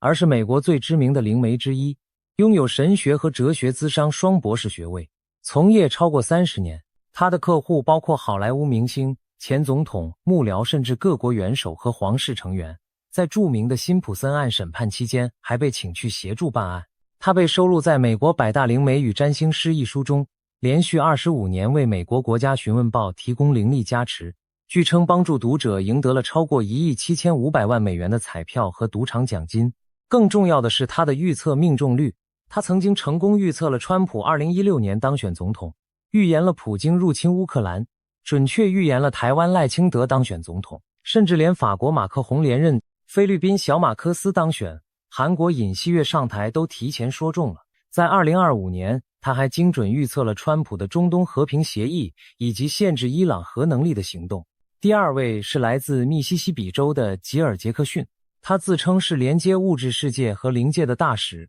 是连续2届的年度最佳灵媒得主，拥有数以千计的快乐客户。他在2025年底接受杰夫·马拉波克采访时，发布了他对2026年的预测。他说，有很多变化即将到来，有很多地球变化即将到来。我看到了陆地在移动，重要的是我们要做好准备。当时听起来有点含糊，但他随后具体指出了这些地震将发生在亚洲和美国西海岸。结果呢？2026年1月的第一周，全球就录得近100次规模 4.5 以上的地震，集中在太平洋火环带地区，其中菲律宾更出现了 6.4 级强震，日本、印度尼西亚、俄罗斯都被震得不轻。更惊人的是，他在2025年就精准预测了日本青森县会发生 7.6 级地震，结果12月果然震了。这位连地震发生的地区都能提前说中的灵媒，他对2026年后续的警告能不让人重视吗？第3位是英国的克雷格·汉密尔顿·帕克，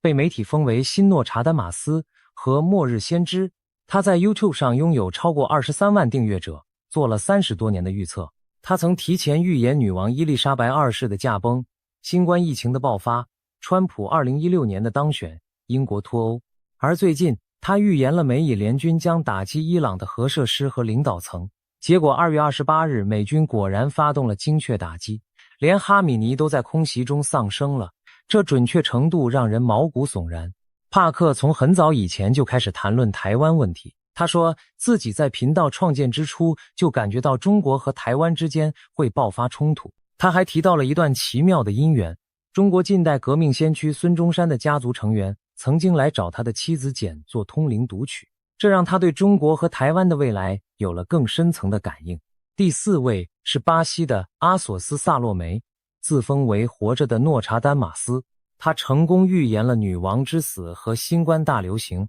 现在他警告2026年将出现涉及中国和俄罗斯等大国的全球性冲突，并且预测了可能发生大规模电磁脉冲攻击导致基础设施瘫痪的场景。第5位是被网友封为中国的诺查丹马斯的北京历史教师蒋学勤，他是耶鲁大学英语文学专业毕业，在北京的高中教授哲学和历史，同时运营一个叫做预测历史的 YouTube 频道，拥有近200万订阅者。他早在2024年5月就通过历史规律分析法预测了2件事，一是川普会重新当选，二是如果川普回归白宫，美国极有可能对伊朗开战。如今这2个预言全部精准应验，让他一夜之间在全球社交媒体上爆红。除了这5位主要人物之外，还有一位不得不提的是美国波士顿的直觉预言家珍妮·梅耶尔，他在自己的网站上维护着一个持续更新的世界灵媒预测页面，由他和一群通灵师团队共同贡献预测内容。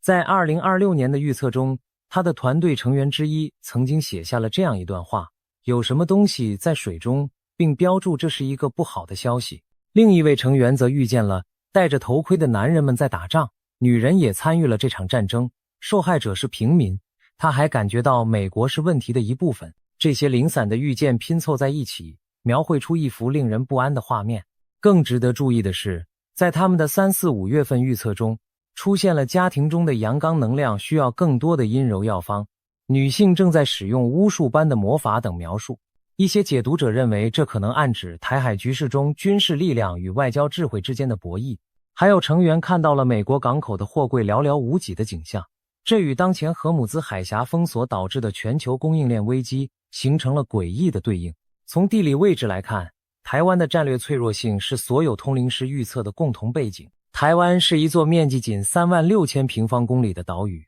四面环海， 98% 的能源靠进口， 70% 以上的粮食也依赖进口。台湾海峡最窄处只有130公里，解放军的火箭军从福建沿海发射导弹到台北只需要几分钟。同时，台湾又是全球半导体供应链的绝对核心，台积电一家公司就生产了全球超过 60% 的先进晶片。这意味着台湾周边水域的任何风吹草动，无论是军事冲突还是自然灾害还是航运中断，都会在全球范围内引发连锁反应。正因如此，当多位通灵师不约而同地把目光投向台湾周边水域时，我们不得不认真对待。好了，认识了这些人和背景之后，我们就来看看他们对台湾周边水域究竟说了什么具体的预测。先说程迪·赫文利，他在2026年初发布的年度预测中明确提到了以下几个关于台湾的重点。第一，中国的空军和海军将在台湾附近增加巡逻频率，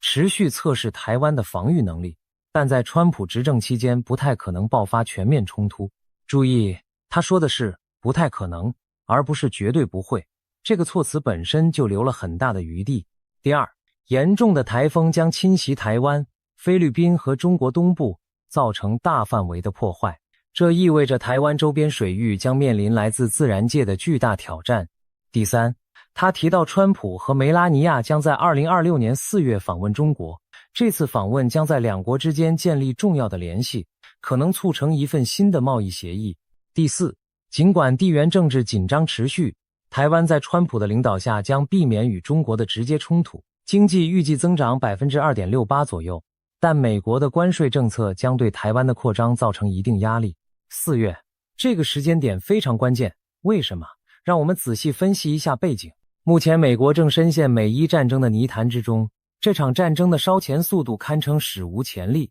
光是开战首日，平均每小时就耗费新台币10亿元。美军动用了 F-35 隐形战机、B-2逆踪轰炸机、双航母打击群，摧毁了上千个战略目标。但与此同时，精密武器的库存正在快速下降。有美国政府官员在与国会议员的闭门简报中已经讨论到美军精密武器库存可能因战事而减少的问题。在这种背景下，一些观察人士提出了一个令人不安的假设：如果美军因为中东战事而分身乏术，习近平可能会看到一个对台采取行动的战略窗口。而4月恰恰就是一个极其微妙的时间点。为什么？因为美伊战争可能还没完全结束，川普却要去访问中国。在外交场合上，台湾问题必然是双方谈判的核心议题之一。川普会不会为了达成某种交易而在台湾问题上做出让步？北京会不会趁这个机会提出更强硬的条件？这些都是4月份最大的悬念。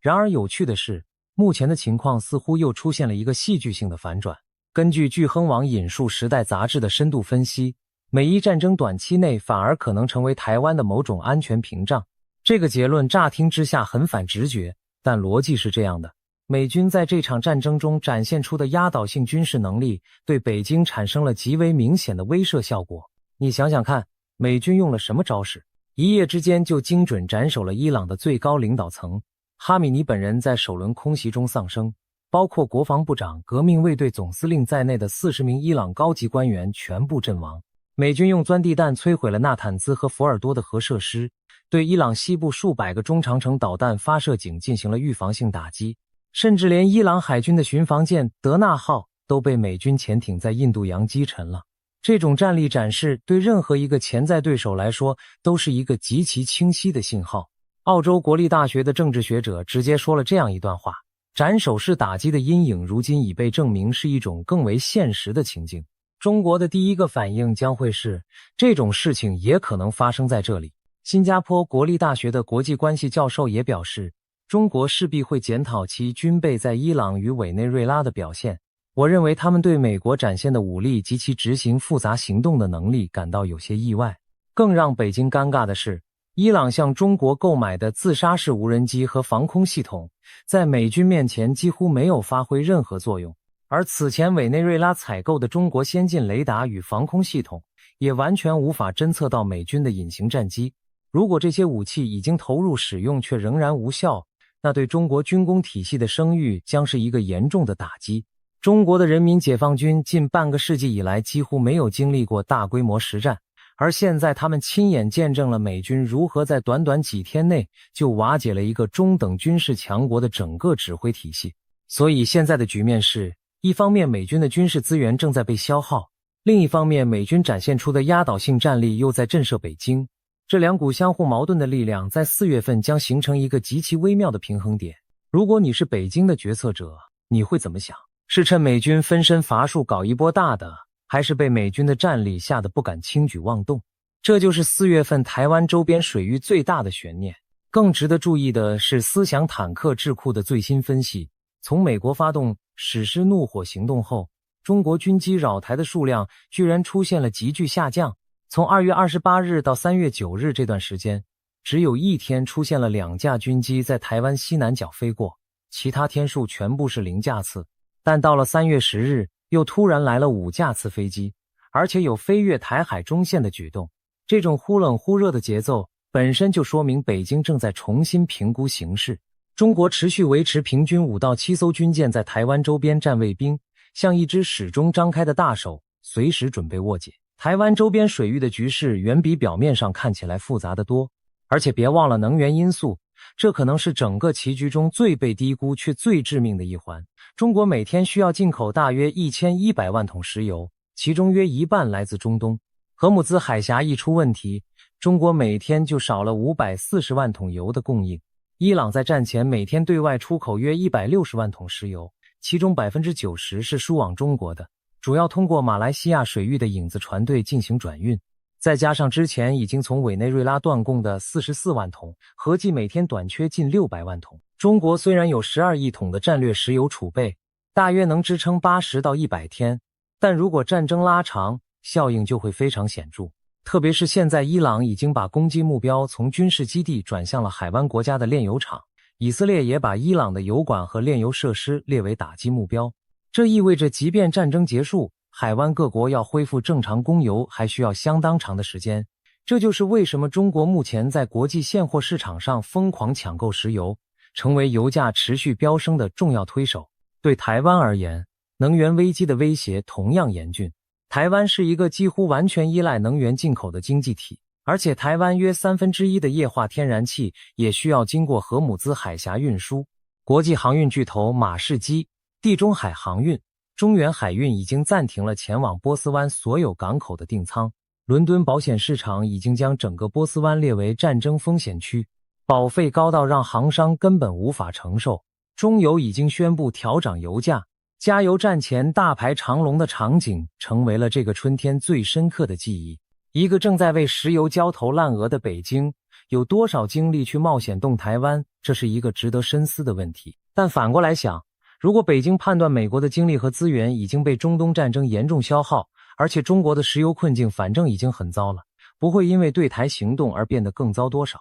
那么是否反而会出现一种反正都是最坏情况不如放手一搏的危险心态呢？历史告诉我们，最危险的时刻往往不是一方强大而另一方弱小的时候，而是双方都处于脆弱和焦虑的状态下，误判和意外最容易发生。好，我们再来看第二个关键时间点，8月19日。帕克在他的预测中提到，他引用了印度古老的纳迪占卜术的内容，暗示对台湾的攻击在2026年之前不太可能发生，但风险将在2027年前后显著上升。他还说，他感觉到将会有一场涉及台湾的重大全球性冲突，而这场冲突可能会改变整个世界的格局。在最近的访谈中，他更是直言，我要重申我当时说的话，我感觉到会有某种大的全球冲突，可能涉及台湾。现在看来，可能是任何一种全球冲突。这听起来似乎把时间线推到了更远的未来，但请注意，他说的是重大冲突不太可能在2026年之前，这意味着2026年本身就已经进入了危险区间。而如果说4月是这个危险区间的前奏，那8月19日就可能是它的高潮。那为什么是8月19日呢？这里我们需要引入另一个维度的分析。先说帕克提到的那个极其神秘的资讯来源，印度的纳迪棕榈叶。这是一种据说已经存在了数千年的古老预言系统。传说由印度古代圣者阿加斯提亚用棕榈叶记录下了所有将会来到这个世界的灵魂的命运。帕克和他的妻子简曾经亲自前往印度接受纳迪棕榈叶读取，结果让他们大为震惊。棕榈叶上记载的内容告诉他，他将警告世界关于一团毒气云的事情。帕克后来把这个预言与日本和太平洋板块联系在一起，他感觉到日本将会发生某种巨大的地壳运动，其影响将波及整个太平洋板块，甚至改变世界的格局。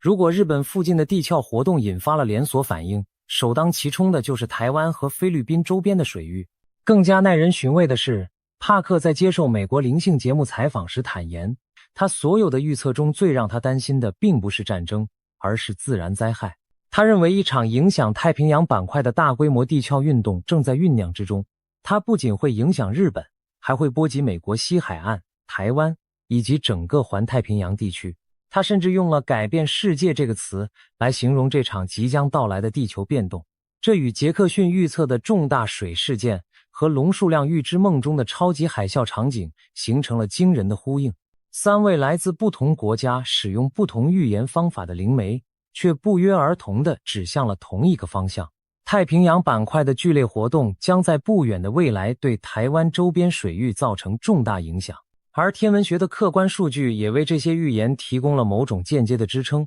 有研究指出，日月食期间地球潮汐力的变化确实可能对已经处于临界状态的断层产生微妙的触发效应。虽然这种触发机制在科学界仍有争议，但多项统计研究确实发现了大地震与天文潮汐周期之间存在某种相关性。通灵界和占星界的多位人士都不约而同地提到了2026年8月的日食和月食。在占星学的体系中，日月食被认为是触发重大地缘政治事件和自然灾害的强力催化剂。历史上很多重大事件都发生在石像窗口期间或前后。多位通灵师和占星师明确警告说，2026年8月的石像将带来极大的波动性和不确定性。灵媒世界网站更是直接写道，8月的日食将带来巨大的波动。这种波动不仅可能体现在金融市场的剧烈震荡上，更可能体现在地缘政治的突然变化和自然灾害的爆发上。而8月19日这个日期之所以被特别点名，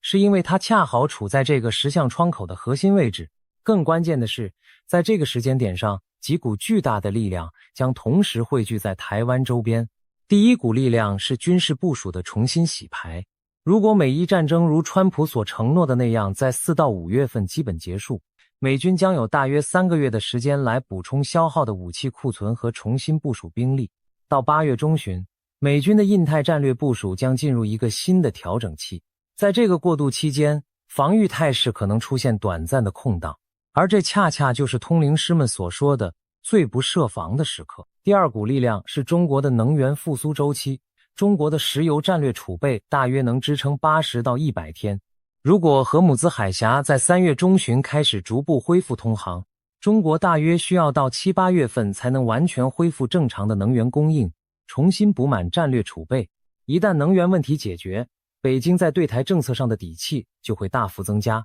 第三股力量是台风季节的高峰。台风通常在7、8月份进入最活跃的时期，台湾周边海域的气象条件将变得极为复杂。贺文丽就明确预测了严重的台风将侵袭台湾。如果一场超级台风在8月中旬袭击台湾，不仅会造成直接的破坏，还可能干扰军事监测和预警系统，为各种意外创造条件。第四股力量是地壳活动的持续累积。吉尔杰克逊明确警告说，亚洲地区将继续经历重大的地震活动和水事件。他特别点名了日本、印度尼西亚、泰国以及太平洋和印度洋地区。他在2025年底就精准预测了2026年初的地震潮。那么他关于接下来主要水事件的预测是否也会应验？要知道，台湾位于欧亚板块和菲律宾海板块的交界处，本身就是全球地震最活跃的地区之一。2024年4月3日，花莲才经历了7.2级大地震的浩劫。这种规模的地震释放的能量相当于32颗原子弹。更让人不安的是，还记得2025年7月那场俄罗斯勘察加半岛 8.8 级大地震吗？根据美国地质调查局的资料，那场地震的震源深度只有约 19.3 公里，威力巨大。日本气象厅为此紧急发布了海啸警报，预警浪高恐达3米。而日本漫画家龙树亮的《预知梦》漫画《我所看见的未来》中描绘的场景，虽然他预言的7月5日那天没有完全应验，但那场俄罗斯大地震却让所有人重新想起了他的恐怖警告。他在漫画中画到的超级海啸场景，描绘的正是西太平洋海底突然裂开，高达40米的巨浪涌向日本、台湾、香港和菲律宾，甚至将这些地区的陆地连接在一起。地震专家们虽然强调这种预言缺乏科学依据，但他们同样指出了一个不可忽视的事实：南海海槽未来30年发生8到9级大地震的几率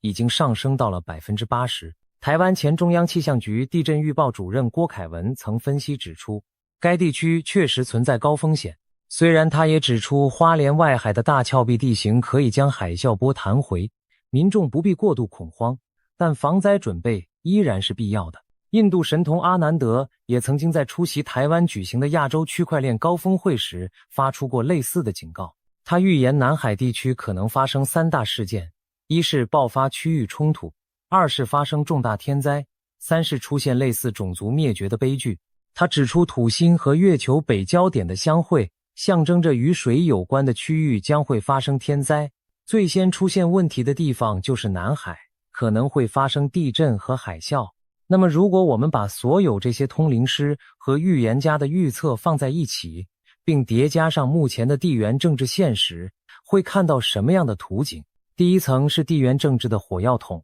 台湾海峡本身就是全球最危险的军事对峙前线之一。南海地区有7个国家和地区存在领土争议，中国宣称拥有9段线内的广阔海域主权，而台湾、菲律宾、马来西亚、越南、汶莱、印度尼西亚都各有主张。诺查丹马斯在《诸世纪》第7卷第26节中写道：轻快帆船和大型划桨船围绕着7艘船，一场致命的战争将被释放。很多专家认为这段描述的就是南海的7国争端，加上美国坚持维护台湾实质独立的立场，这片水域简直就是一个湿漉漉的火药桶。第二层是自然灾害的暗流，太平洋火环带的地震活动持续活跃，南海海槽的压力持续累积。2025年下半年的勘察加大地震已经显示了板块活动的剧烈程度。如果一场大规模的海底地震在台湾周边发生，引发的海啸可能会影响整个西太平洋沿岸。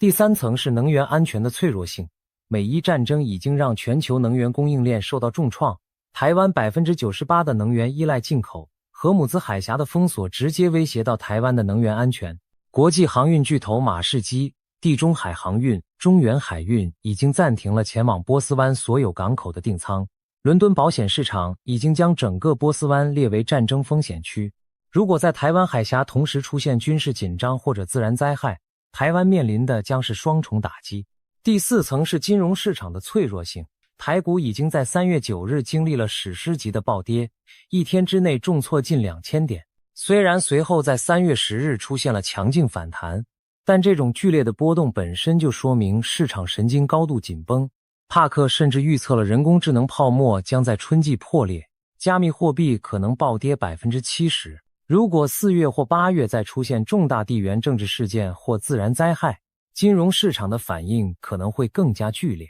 第五层是信息战和心理战的维度。帕克特别提到了网络攻击和基础设施瘫痪的风险。萨洛梅也预测了大规模电磁脉冲攻击可能导致电力中断。在现代战争中，网络攻击和信息战往往是军事行动的前奏。如果台湾周边水域真的要出大事，很可能在事件发生之前就会出现通信干扰、网络异常等前兆信号。现在让我们把视线拉到更宏观的历史脉络中。帕克在他的长期预测中提出了一个非常值得深思的观点。他认为全球冲突的本质正在发生根本性的改变，从传统的陆地争夺转向了对水道和海洋资源的控制。谁控制了水路，谁就掌握了主导权。而美国正试图控制未来的货物流通渠道。如果我们把这个观点应用到当前的国际局势，就会发现一个清晰的逻辑链条。美国先控制了荷姆兹海峡这个能源咽喉，然后可能把目光转向台湾海峡这个贸易咽喉。全球约 50% 的货柜船和 88% 的最大型船舶都要经过台湾海峡，这条水道的战略价值绝不亚于荷姆兹海峡。帕克还预测了中国最终将经历重大的政治转型，他甚至用了中国的终结之始这样惊人的措辞。他预见中国可能分裂为多个民主区域，形成某种邦联制度。虽然这听起来像是天方夜谭，但他提醒我们，在几年前，有谁能预料到委内瑞拉的马杜罗会一夜之间被逮捕？有谁能想到英国社会会在短短几年内面目全非？全球变化的速度正在不断加快。说到这里，我们不得不提一个500年前就已经写下的惊人预言。16世纪的法国预言家诺查丹马斯在他的预言诗集《诸世纪》第7卷第26节中留下了这样一段话，大意是：轻快帆船和大型划桨船围绕着7艘船，一场致命的战争将被释放。这段话被很多专家解读为描述了一场涉及多国的海上冲突，而南海地区恰恰有7个国家和地区存在领土争议：中国、台湾、菲律宾、马来西亚、越南、汶莱和印度尼西亚。为了强化主权主张，中国在南海填海造陆建设军事设施，派遣大规模渔船队入侵邻国水域，而所有参与争端的国家都曾逮捕在自己的水域作业的他国渔民，加上美国坚决维护台湾独立的态度，这片水域简直就是一个湿漉漉的火药桶，随时可能被点燃。在第1卷第26节中，诺查丹马斯还写到了蜂群将会崛起，夜间设下伏击。有阴谋论者把蜂群和无人机战争联系在一起，因为蜂群的群体智能行为与现代无人机蜂群战术惊人的相似，而夜间伏击的描述则让人联想到突袭式的军事行动。美军对伊朗的史诗怒火行动不就是在夜间发动的吗？如果将来台湾周边水域发生类似的夜间突袭行动，无人机蜂群很可能是主角之一。更值得关注的是2026年的占星学背景，占星师们一致认为2026年是一个历史性的转折年份。最重大的天文事件发生在2月20日，当天土星和海王星在白羊座0度交汇，这种合相每36年才发生一次，上一次是1989年，也就是柏林围墙倒塌的那一年。占星师们认为，每当这种合相发生在白羊座的重启点时，世界格局就会经历一次根本性的重组。而2026年8月的日月食又恰好处在这个大周期的关键节点上，为整个局势增添了更多的不确定性和爆发力。保加利亚的盲眼预言家龙婆也对2026年做出了极为悲观的预言。根据他的信徒对其笔记的解读，这一年可能会爆发一场毁灭性的大规模战争，战火甚至可能导致欧洲大部分地区的人口锐减。萨洛梅这位活着的诺查丹马斯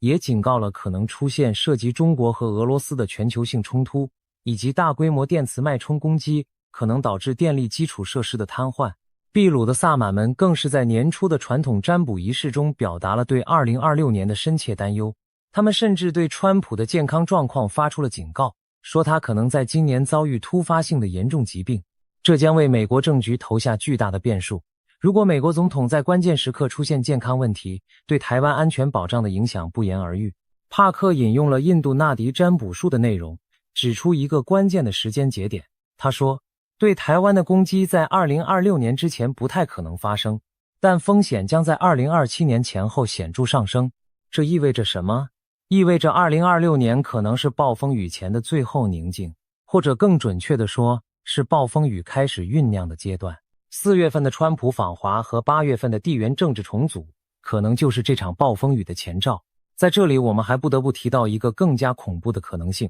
蒋学勤这位中国的诺查丹马斯，他的分析方法与其他通灵师不同，他不是靠通灵感应，而是靠历史规律的分析。他在2024年就通过分析历史周期预测了美伊战争的爆发。现在他的最新分析引发了巨大的关注，很多人都在追问他对台海局势的看法。如果连一个历史学者都能通过规律分析预测到地缘政治的巨变，那么我们是不是更应该重视那些来自不同途径的一致性警告？当然，我必须在这里加一个非常重要的但书，预言就是预言，它们并不是科学事实，更不是必然会发生的未来。历史上有大量的预言被证明是彻底错误的，包括这些通灵师自己也有很多预测并未应验。帕克虽然预言了女王之死和新冠疫情，但他也做过很多落空的预测。贺文丽虽然说中了很多政治事件，但他2022年就预测中国会对台湾动手，结果什么也没发生。龙婆预言2025年是世界末日的开始，但截至目前人类依然好好活着。龙树亮预言的2025年7月5日超级大地震也没有按照他描述的方式发生。阿南德的很多预言同样存在时间偏差和内容模糊的问题。事实上，这些预言之所以看起来准确，很大程度上是因为确认偏误的心理效应。人们倾向于记住那些命中的预测，而忽略大量落空的预测。同时，很多预言的措辞故意模糊，留有很大的解读空间，让人们在事后可以对号入座。但是，有一件事我们不能忽视，这些通灵师的预测之所以引起广泛关注，往往是因为他们与现实世界的走向有着某种奇妙的呼应。美伊战争的爆发确实让全球地缘政治格局发生了根本性的改变。台湾周边水域的安全环境确实在多重因素的作用下变得更加复杂和不确定。地震活动的频繁确实让太平洋板块承受着越来越大的压力，而中国的能源困境和军事态势的重新评估也确实在影响着台海局势的走向。所以与其纠结于预言是否会准确应验，不如把它当作一个警钟，一个提醒我们关注风险、做好准备的警钟。那么具体来说，如果台湾周边水域真的要出大事，最可能的场景是什么呢？我们根据各方通灵师的预测和当前的地缘政治现实，整理出了几种可能的情境。情境一是灰色地带冲突升级，这是最可能也是最隐蔽的场景。中国不发动全面战争，而是通过持续增加军机军舰在台湾周边的巡逻频率，不断压缩台湾的防御空间，偶尔越过台海中线，偶尔进入台湾的防空识别区深处，偶尔对台湾周边的国际航道进行军事演习。这种温水煮青蛙的策略不会触发美国的直接军事介入，但会持续消耗台湾的军事资源和社会心理承受力。贺文丽预测的增加巡逻频率测试防御，正是这种场景。情境二是天灾人祸叠加，一场超级台风或大规模地震袭击台湾的同时，中国趁机加大军事施压，甚至以人道救援为名义向台湾周边水域派遣军事力量。这种场景听起来像电影情节，但在历史上并非没有先例。自然灾害往往是军事冒险的绝佳掩护。杰克逊预测的重大水事件如果与地缘政治危机同时发生，后果将难以想象。情境三是代理人冲突，不是中国直接对台湾动手，而是在南海的其他争端水域爆发冲突，比如菲律宾和中国在仁爱暗沙的对峙升级，或者越南和中国在西沙群岛附近发生海上摩擦。这些代理人冲突会间接影响台湾的安全环境，因为一旦南海局势恶化，台湾海峡的紧张程度也会随之上升。帕克预测的南海紧张局势和中国的终结之始，可能就是指这类连锁反应。情境四是黑天鹅事件，也就是完全出乎所有人意料的突发状况。可能是一次网络攻击瘫痪了台湾的电力或通信系统，可能是一次海底火山喷发改变了台湾周边的海洋环境，也可能是某个国家的领导人做出了一个谁都没想到的决定。萨洛梅预测的电磁脉冲攻击和秘鲁萨满对川普健康的担忧，都可能成为触发黑天鹅事件的因素。不管最终出现的是哪种情境，有一点是确定的，2026年的台湾周边水域注定不会平静。地震专家早就呼吁了，面对各种预言，民众应该把重点放在强化防灾意识和实际准备上，而非过度依赖预知带来的警示。准备好紧急避难包，了解住家附近的疏散路线，关注政府发布的预警信息，确保手机的灾难警报功能开启，知道最近的避难所在哪里，这些才是真正有意义的事情。对于金融市场的投资者来说，适度分散风险，不要把所有鸡蛋放在同一个篮子里，也是面对不确定性的基本智慧。最后，让我们回到一个更深层的思考，为什么人类如此着迷于预言？也许是因为在这个充满不确定性的时代，我们都渴望找到某种确定的答案。美伊战争让我们见识了国际局势可以在一夜之间天翻地覆。2月27日你还在安心看盘，2月28日战争就爆发了，3月8日你以为市场已经稳住了，3月9日台股就暴跌近2000点，掼破32000点大关。我们以为遥远的战争跟自己无关，结果油价飙升，中油连续调涨，物价跟着水涨船高，加油站前大排长龙的画面成了每周的固定节目。在这样的世界里，通灵师的预言至少给了人们一种提前知道的幻觉，让我们觉得自己不是完全被动的棋子。有意思的是，你有没有发现，人类对预言的痴迷本身就形成了一种奇妙的自我实现效应。当数以百万计的人都在关注某个预言日期的时候，那个日期本身就获得了一种特殊的能量。金融市场上有一个著名的概念叫做自我实现的预言。当足够多的交易者相信某个价格会跌到某个水平时，他们的抛售行为本身就会把价格推到那个水平。同样的道理，当足够多的人相信4月或8月19日会出大事的时候，各方势力的紧张和防备行为本身就可能改变事态的走向。这既可能让危险升级，也可能因为各方都更加谨慎而反过来避免了灾难。这就是预言最诡异的地方，它在被观察的同时也在影响着被观察的对象。从某种意义上说，通灵师们的真正价值也许不在于他们的预测有多准确，而在于他们唤起了公众对风险的关注。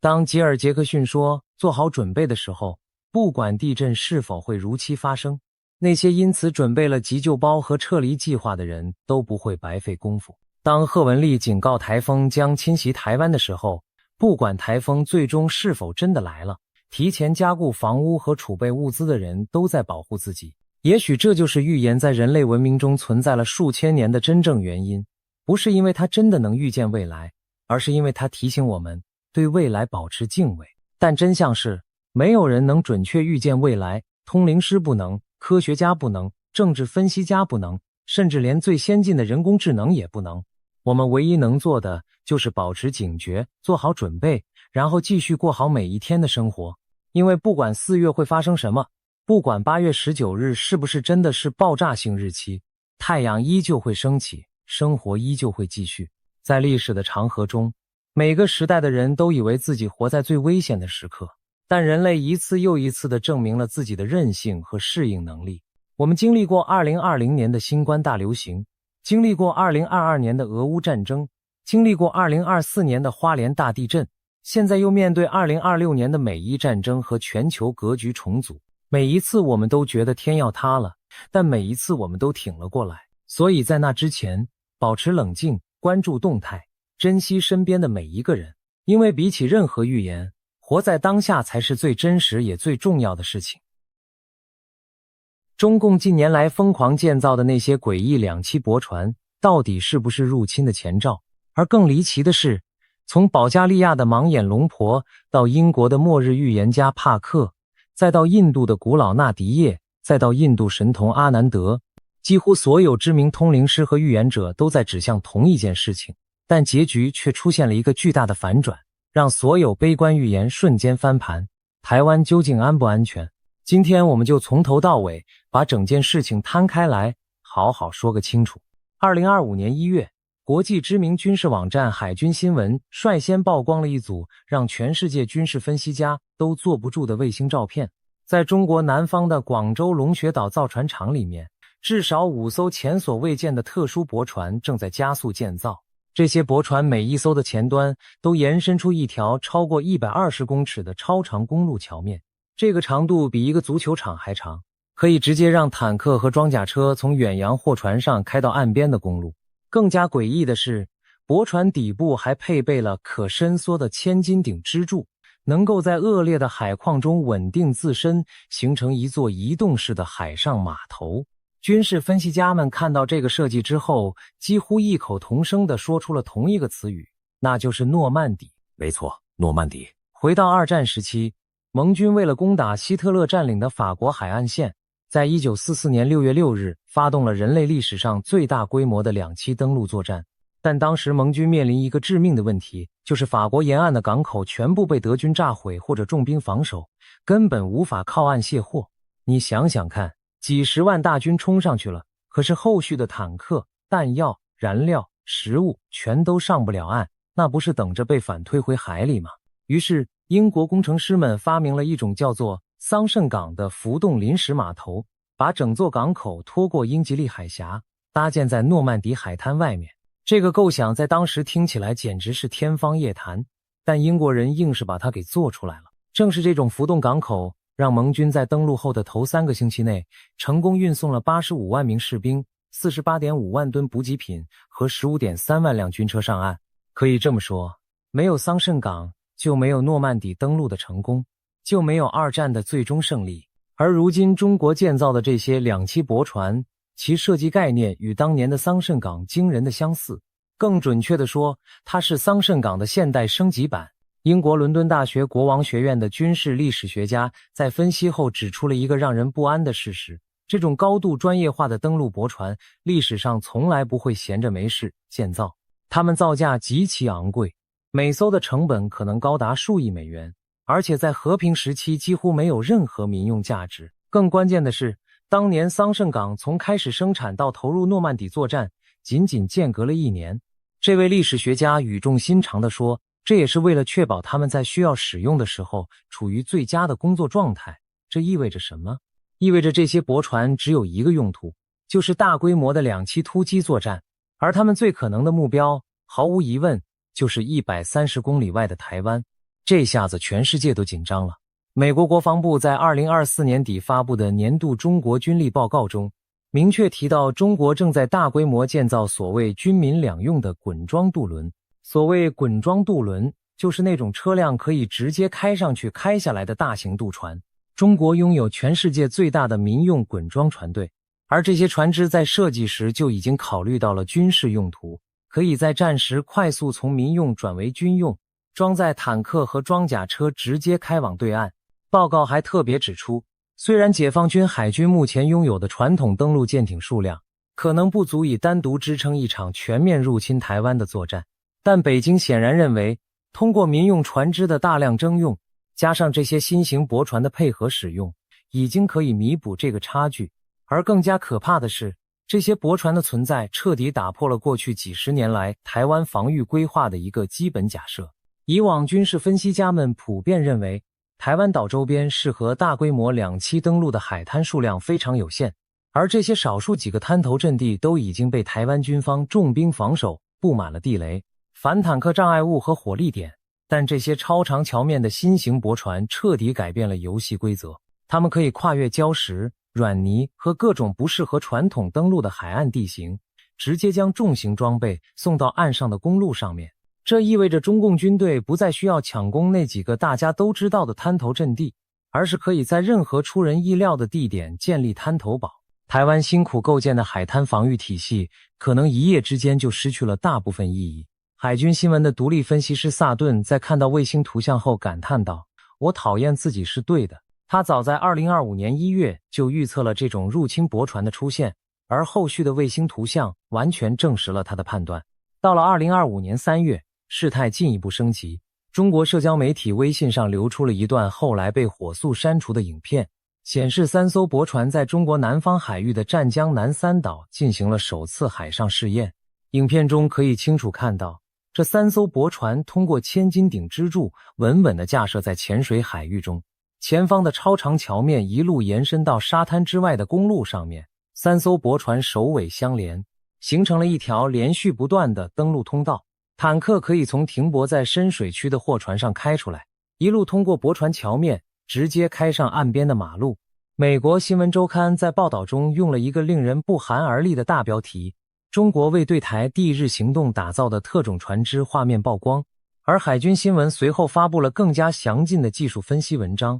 标题叫做通往台湾的阶梯。光是这个标题就足以让人夜不能寐。而且这些驳船的试验地点也很有讲究，湛江距离广州超过200海里，这些驳船是自己航行过去的还是被拖过去的，目前尚不清楚。但不管哪种方式，都证明了他们具备远洋部署的能力。要知道，台湾海峡最窄处也就130公里左右，而湛江到南三岛的距离远远超过这个数字。换句话说，如果这些驳船能顺利抵达南三岛并完成海试，那他们穿越台湾海峡更是不在话下。说到这里，我们有必要回头再看看历史上的诺曼底登陆，因为这个比较绝对不是军事分析家随便乱说的。诺曼底登陆成功了，但代价极其惨烈。即便盟军拥有几乎完全的制海权和制空权，即便他们为登陆日进行了长达数年的周密准备，第一天仍然有超过4400名盟军士兵阵亡，更多人受伤。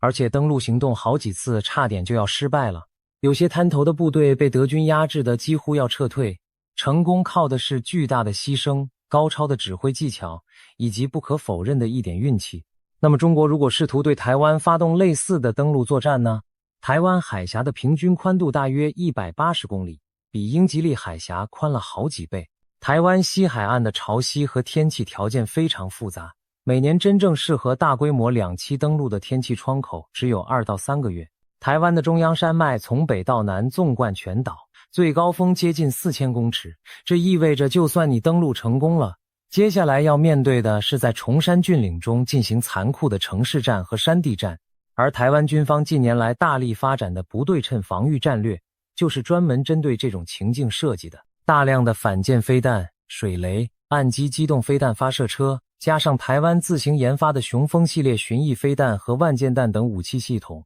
都是为了让任何企图横渡海峡的舰队付出无法承受的代价。美国的 CSIS 智库在2023年进行的台海兵棋推演中就发现，即使在中国胜利的情境下，解放军的损失也是惊人的，可能包括数十艘大型军舰和数百架战斗机。这不是打赢打输的问题，而是就算打赢了，你能不能承受得起这个代价的问题。好了，军事情报的部分说完了，接下来我们要进入这整件事最诡异的部分，就是全世界那些通灵师们的预言。你可能会说，预言这种东西怎么能当真？但等你听完就会发现一件非常奇怪的事情，这些来自世界各地互不相识，文化背景完全不同的通灵师，竟然几乎都在指向同一个方向，而且其中好几位的过往预言记录确实让人头皮发麻。先说最有名的一位，来自保加利亚的盲眼龙婆巴巴万加。这位在1996年去世的传奇预言家，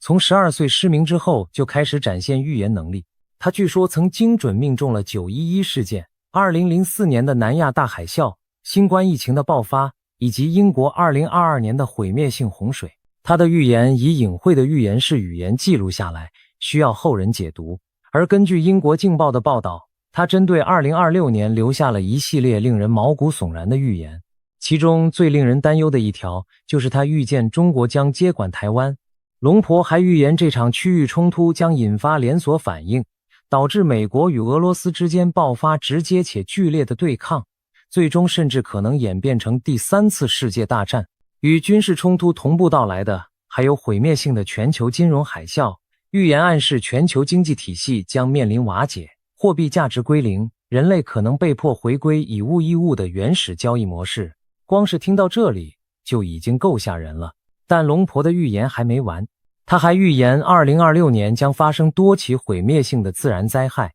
包括大规模地震与火山爆发的连锁反应，加上极端天气，全球约 8% 的地区会遭受严重影响。更加玄幻的是，他还预测2026年11月，人类将首次与外星智慧生命取得接触，一艘巨大的太空船将进入地球大气层。好吧，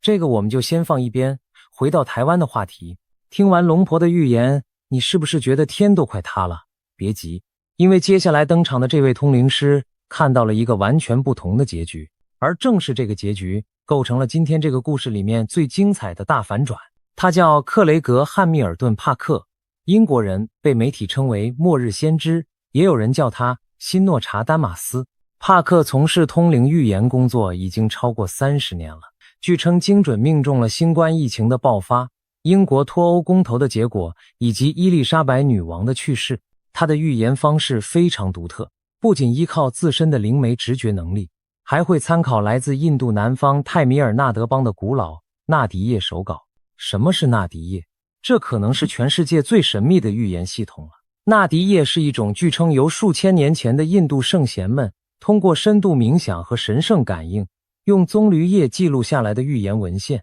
最著名的圣贤包括阿加斯蒂亚、苏克拉和考西卡等。每一片叶子上都用古泰米尔语写着某个特定灵魂的命运细节，包括这个人的名字、父母的名字、家庭背景、职业经历、婚姻状况、一生的重大事件，甚至未来的命运走向和灵修建议。当你去找纳迪叶解读师的时候，他会先取你的拇指指纹，右手男左手女，然后根据指纹的纹路去寻找对应你的那片叶子。如果找到了，解读师就会用古泰米尔语朗读叶子上的内容，然后翻译给你听。听起来很玄，很不可思议，对不对？但帕克说他和太太珍妮亲自去了印度，找到了纳迪叶的解读师来验证，结果让他们震惊不已。叶子上记载的关于他们过去的种种事件居然与现实完全吻合，包括一些连他们自己都快忘记的细节。帕克从此成为了纳迪叶的坚定信仰者，并且开始将纳迪叶的预言信息融入他自己的通灵预测中。那么帕克对2026年到底怎么说的呢？注意，这就是故事大反转的地方。帕克在2025年底发布的2026年全球预言影片中提出了一系列惊人的判断。首先，他特别提到了一个很有意思的中国传统文化元素。他说2026年的中国农历新年是赤马年，而在中国古代预言传统中，赤马年往往与战争、动荡和政权更替联系在一起。所谓赤马红羊，是古人用来形容天下大乱年份的说法。帕克说他看到的灾难景象与这个赤马年的寓意高度吻合，他认为这绝非巧合。接着他明确指出2026年3月将是高度敏感的时期，他预测台湾海峡可能出现一起军事摩擦事件，具体来说可能是飞机或者潜艇的碰撞事故，进而引发严重的紧张对峙，日本也会被直接卷入其中。听到这里，你可能想说，完了，跟龙婆说的不是差不多吗？台湾要出大事了。但帕克紧接着就丢出了那个惊天反转，他的原话翻译过来是这样的：在这场冲突中，台湾不会被并吞。不仅如此，帕克更进一步预言了一个让所有人都想不到的结局。他说，这场冲突的最终结果不是台湾被中国吞掉，反而是中国自身受到致命的重创。他看到中国会爆发严重的经济危机和社会动乱，习近平的权力将面临前所未有的挑战，甚至可能被迫淡出权力核心。帕克用了一个非常生动而震撼的比喻来形容中共政权即将面临的命运。他说，那就像是冰川式崩塌。你看那些巨大的冰川，一开始只是表面出现了几道不起眼的裂缝，看起来没什么大不了的。但裂缝会慢慢扩大，从表面延伸到深层，然后某一天，毫无预警地，整座冰川就轰的一声崩塌了，而且一旦崩塌，就完全不可逆转。帕克说，这就是他看到的中共政权的未来。他甚至更加大胆地预言，崩塌之后的中国将分裂成许多个较小的国家或政治实体，最终形成类似欧盟那样的邦联式民主体制，各个地区之间边境开放，人们可以自由贸易和往来。帕克非常明确地说，2026年就是中共崩解的关键转折点，裂缝就在今年出现。等一下，你有没有发现一个问题？龙婆说中国会接管台湾引发三战，帕克却说中国会因为对台湾的冒险行为而自我崩塌。这两个预言不是完全矛盾吗？到底谁说的对？其实如果你仔细分析一下，他们说的可能并不完全矛盾，而是看到了同一个事件的不同阶段。有一种可能的解读是这样的，中共确实会对台湾发动某种形式的军事挑衅，可能是帕克说的碰撞事件，也可能是更大规模的军事封锁或者试探性攻击。龙婆看到的接管台湾的企图，指的就是这个阶段，但这场冒险行动最终不会成功，因为它立刻触发了美国、日本、澳大利亚等多国的强力介入和全面制裁。这场失败的军事冒险反而成为了压垮骆驼的最后一根稻草，引爆了中国国内早已暗流涌动的经济危机和政治不满，最终导致中共政权的瓦解。帕克看到的冰川式崩塌指的就是这个阶段。换句话说，台湾确实会经历一场惊心动魄的危机，但最终安全度过，而中共却因为自己的鲁莽冒险付出了毁灭性的代价。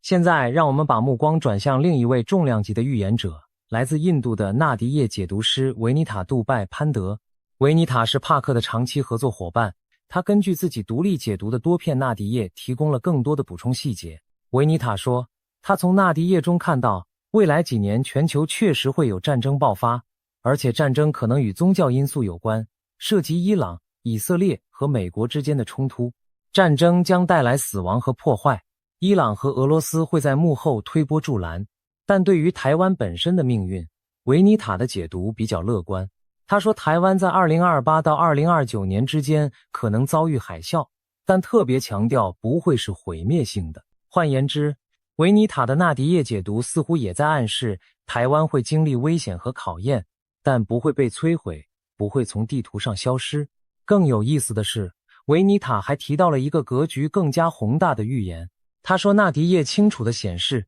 在这场全球动荡之中，有5个国家会受到最严重的冲击，分别是掌管海洋之国美国、龙之国中国、雪域之国俄罗斯、点燃佛灯之国印度以及帝国废墟的守夜人欧洲。而在这5者之中，有一个国家的整个政治体系会彻底瓦解，国家全面崩溃，面临从零开始的重启。维尼塔没有直接点名是哪个国家，但结合帕克的冰川式崩塌预言来看，目前全世界大多数解读者都倾向于认为，那个政治体系瓦解的国家就是龙之国中国。好了，通灵师们惊悚又离奇的预言暂时说到这里，你可能觉得这些全都是荒诞不经的胡说八道，对不对？但有趣的是，我们还没提到另一位重要的美国通灵师，洛杉矶的朱蒂·海文利，他也发布了2026年的预言，而他的说法恰好提供了一个折中的版本。朱迪预测中国的海空军力量确实会在2026年增加对台湾周边的巡逻频率，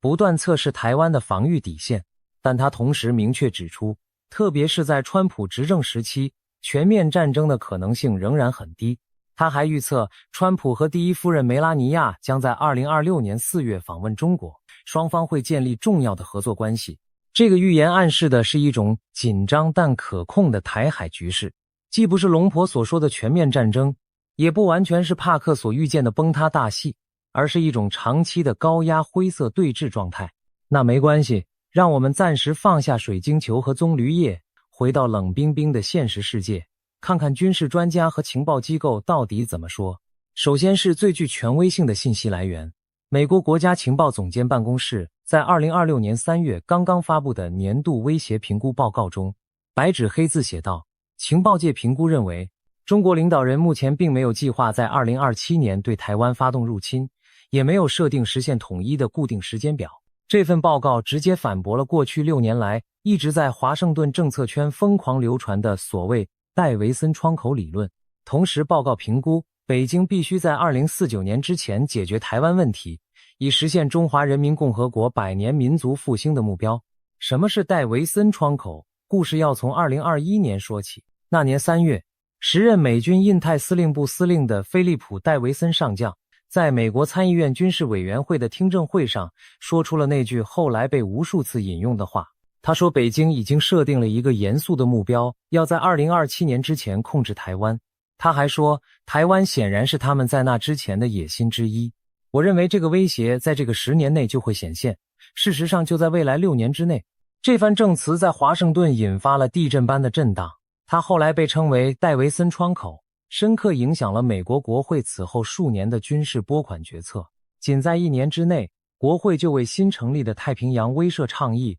授权了71亿美元的预算。2024年，另一位前印太司令部司令阿奎利诺上将也附和了这一说法，在国会卸任听证会上宣称，所有迹象都表明，解放军正在按照习近平的指示，准备在2027年之前具备入侵台湾的能力。但2026年的最新情报评估却说，且慢，事情不是这样的。北京确实希望解放军做好准备，但具备入侵能力和真的要入侵是两回事。情报界认为，北京在决定是否以及如何追求军事统一方案时，美国是否会直接军事介入，以及全球范围内的经济和政治后果。那为什么戴维森窗口很可能是错误的，或者至少是被严重夸大的呢？专家们指出了好几个非常关键的原因。第一个原因，中国军方正在经历一场史无前例的反腐大清洗。过去几年，多名高级将领和国防官员被免职甚至逮捕，包括火箭军的多位主官。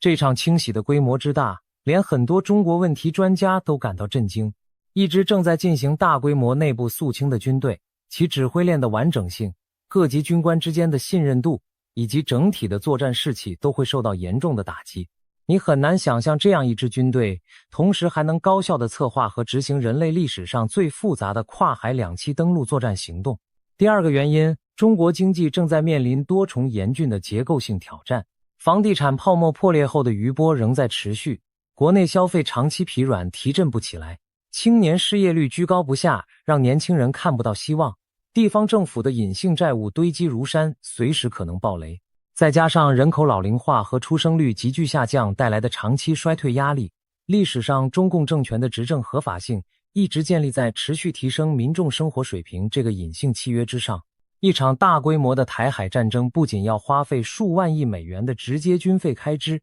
还会招来全球制裁，导致外贸和投资断崖式下跌。这对已经步履蹒跚的中国经济来说，简直就是自杀式行为。第三个原因，也是最关键的一个，就是多国介入的强大威慑效应。这才是今天整个故事里面最让人感到安心的核心部分，也是为什么帕克的反转预言可能比龙婆的末日预言更加接近真实的原因。让我们好好看一看，如果台海真的爆发全面冲突，到底有哪些国家会站出来。首先也是最重要的一个是日本。在所有美国盟友当中，日本是对台湾防御最关键的单一国家，原因非常简单而直接。日本的西南诸岛链从九州南端的种子岛开始，经过乌九岛、奄美大岛、冲绳，一直延伸到距离台湾仅仅110公里的与那国岛，构成了所谓第一岛链的核心地理环节。美军在日本拥有大量军事基地设施，包括冲绳的加手纳空军基地、佐世保海军基地、横须贺第7舰队母港等等。更加重要的是，东京和华盛顿近年来已经开始在日本西南诸岛进行越来越频繁的双边军事演习，美军也开始在这些岛屿上轮换部署兵力和反舰飞弹系统。日本自卫队则在那里大规模改善基础设施和预制军事补给品。日本近年更是将国防预算提升到了历史性的高水平，并发布了明确以台湾为战略规划核心的国防战略文件。日本为什么这么拼命？因为日本比世界上任何其他国家都更清楚地明白一个道理：如果台湾落入中共手中，日本的海上生命线就会被彻底掐断。台湾海峡是日本石油、天然气和各种战略物资进口的必经之路，全日本超过 80% 的能源供应都要经过这片海域。台湾一旦易手，日本就会在地理战略上被中国形成的弧形包围圈给死死困住。日本前首相安倍晋三说过一句后来被全世界广泛引用的话：台湾有事就是日本有事，日本有事就是美日同盟有事。这句话不是客套的外交辞令，这是冷酷的地缘政治现实。然后是澳大利亚，作为美国在印太地区最坚定的盟友之一，澳大利亚已经通过2021年宣布的 AUKUS 协议，也就是澳大利亚、英国和美国的三方安全伙伴关系，将自己深度绑定在了印太安全架构的最前线。AUKUS 最核心的内容就是向澳大利亚转让核动力攻击潜艇技术和舰艇，虽然这些潜艇要到2030年代中期才能全部交付到位，但 AUKUS 发出的战略信号已经非常明确。三个强大的英语系国家手拉手联盟，准备在印太地区全力对抗中国的军事扩张。美国国务院的2号人物甚至在2024年公开将 AUKUS 潜艇计划与遏阻中国对台湾的任何军事冒险直接挂钩，这在外交语言中已经算是非常直白的表态了。再看菲律宾，菲律宾的地理位置让它天然就成为台海冲突中不可忽视的关键角色。菲律宾北部的吕宋岛距离台湾南端仅200多公里，美国和菲律宾已经签署了强化防御合作协议，扩大了美军可以使用的菲律宾军事基地数量。美国、日本和菲律宾三方更是在2024年举行了历史性的首次三边领导人峰会，之后又进行了首次三边人道主义救灾桌上推演。这种三边合作机制看起来好像只是在练习救灾，但明眼人都看得出来，它的真正目的是为台海危机时刻建立起一套多国协调联动的指挥和后勤体系。甚至连远在大西洋那边的欧洲北约成员国，虽然确实不太可能直接出兵参战，但在经济制裁和外交压力方面也绝对会发挥巨大的作用。俄乌战争已经向全世界展示了西方国家联手实施全面制裁时的惊人破坏力。俄罗斯的经济被制裁搞得满目疮痍，而中国经济对全球贸易的依赖程度比俄罗斯高出不知道多少倍。如果中共冒险攻台，等待他的将是比俄罗斯所遭受的制裁严厉10倍甚至100倍的全面经济惩罚。光是被切断与西方金融体系的联系这一条，就足以让中国的出口导向型经济瞬间休克。美国国防部在2026年发布的最新版国防战略中，更是正式将中国定义为步调挑战，也就是美国军事现代化的首要参照对手。战略文件明确要求美军沿着第一岛链构建、部署和维持强大的拒止防御态势。所谓拒止防御就是，我不一定要打败你，但我一定要让你知道你打不过来。从日本、台湾、菲律宾一直到印尼的整条岛链，都将成为阻止中国向更广阔太平洋投射军事力量的坚固地理屏障。所以你看到了吗？这就是整幅图景的全貌。一方面，中共确实在疯狂备战，那些诺曼底式的2栖驳船绝非儿戏，那是真金白银花下去的战争准备。解放军拥有超过200万现役军人，而台湾只有大约17万。中国2025年的国防预算高达2470亿美元，而台湾即便在大幅增加 16% 之后，2026年的国防预算也才刚过310亿美元。两边的军力差距之大，令人窒息。但另一方面，这场潜在的战争从来都不仅仅是中国对台湾一个小岛的战争，它将是中国对半个世界的战争。日本、澳大利亚、菲律宾，可能还有韩国和印度，再加上美国本身以及它的全部全球军事基地网络，就算完全不谈直接的军事介入，光是全面的经济制裁、技术封锁和金融切割，就足以让已经摇摇欲坠的中国经济彻底崩盘。这就是为什么那些通灵师的预言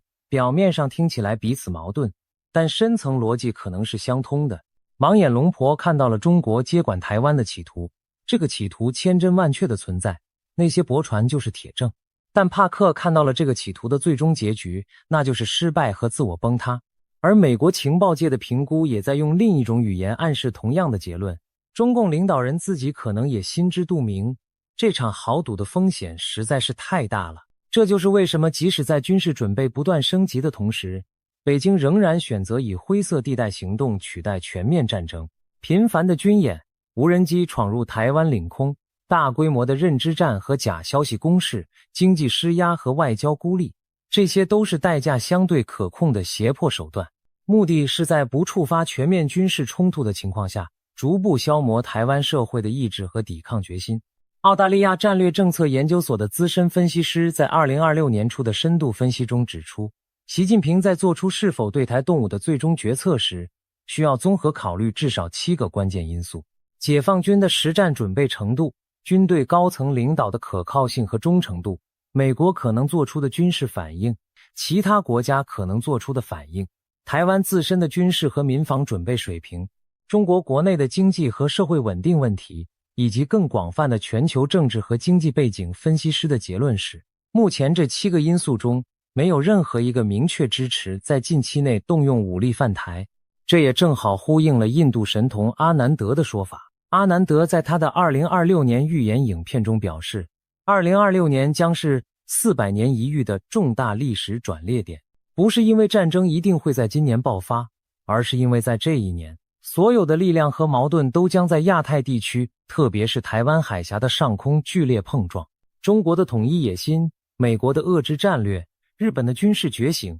澳大利亚和菲律宾的战略选择、台湾自身面对命运的态度。阿南德特别点名中国是高风险国家，直言中国将面临重大问题。他提醒大家要特别关注3个危险时间点，分别是4月下半月、7月24日前后的那段时间，以及11月中旬左右。但阿南德同时也说了另一番让人看到希望的话。他说2026年除了是充满挑战的一年，也可能是医学、数学和科学取得重大进步的一年。他用了一个很有趣的形容，他说这将是相当精彩的一年，会发生一些非常有趣的事情。祸福相依的道理，阿南德也是懂的。帕克也持有类似的观点，他虽然预言了动荡和冲突，但他同时坚定不移地相信，一场全球性的大觉醒即将到来。他说的原话是，一个世界正在崩塌的同时，另一个世界正在崛起。许多境界很高、心灵觉悟的人会在这个时代出现，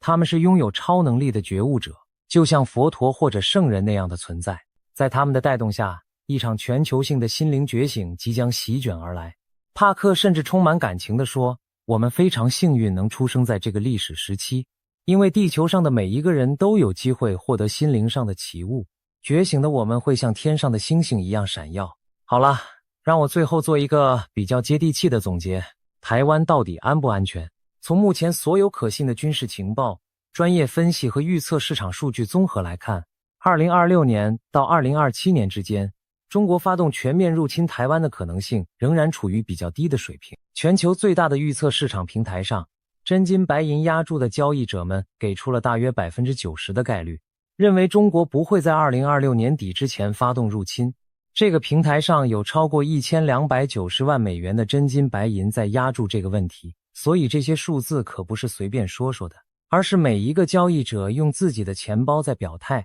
到2026年6月底之前，入侵的概率更是低到只有 5% 左右。美国情报界在最新报告中也正式否定了所谓2027年固定侵台时间表的说法。美国海军研究所在报道中引用了解放军追踪组织创始人的分析，认为这份报告延续了美国情报界一贯的评估立场，即中国希望和平解决台湾问题，没有固定的武统时间表，但同时也在努力建设具备入侵台湾和击败美军干预能力的军事力量。但是可能性低，绝对不等于风险为零。那些2栖驳船是真实存在的，解放军每隔几个月就要对台湾实施一次大规模围岛军演也是真实存在的。灰色地带行动正在加速常态化，更是不争的事实。台湾的命理师蔡尚基在2025年底发表的2026年预言中就指出，美中对抗在2026年将进入最紧绷的阶段，经贸、科技和军事全面对弈。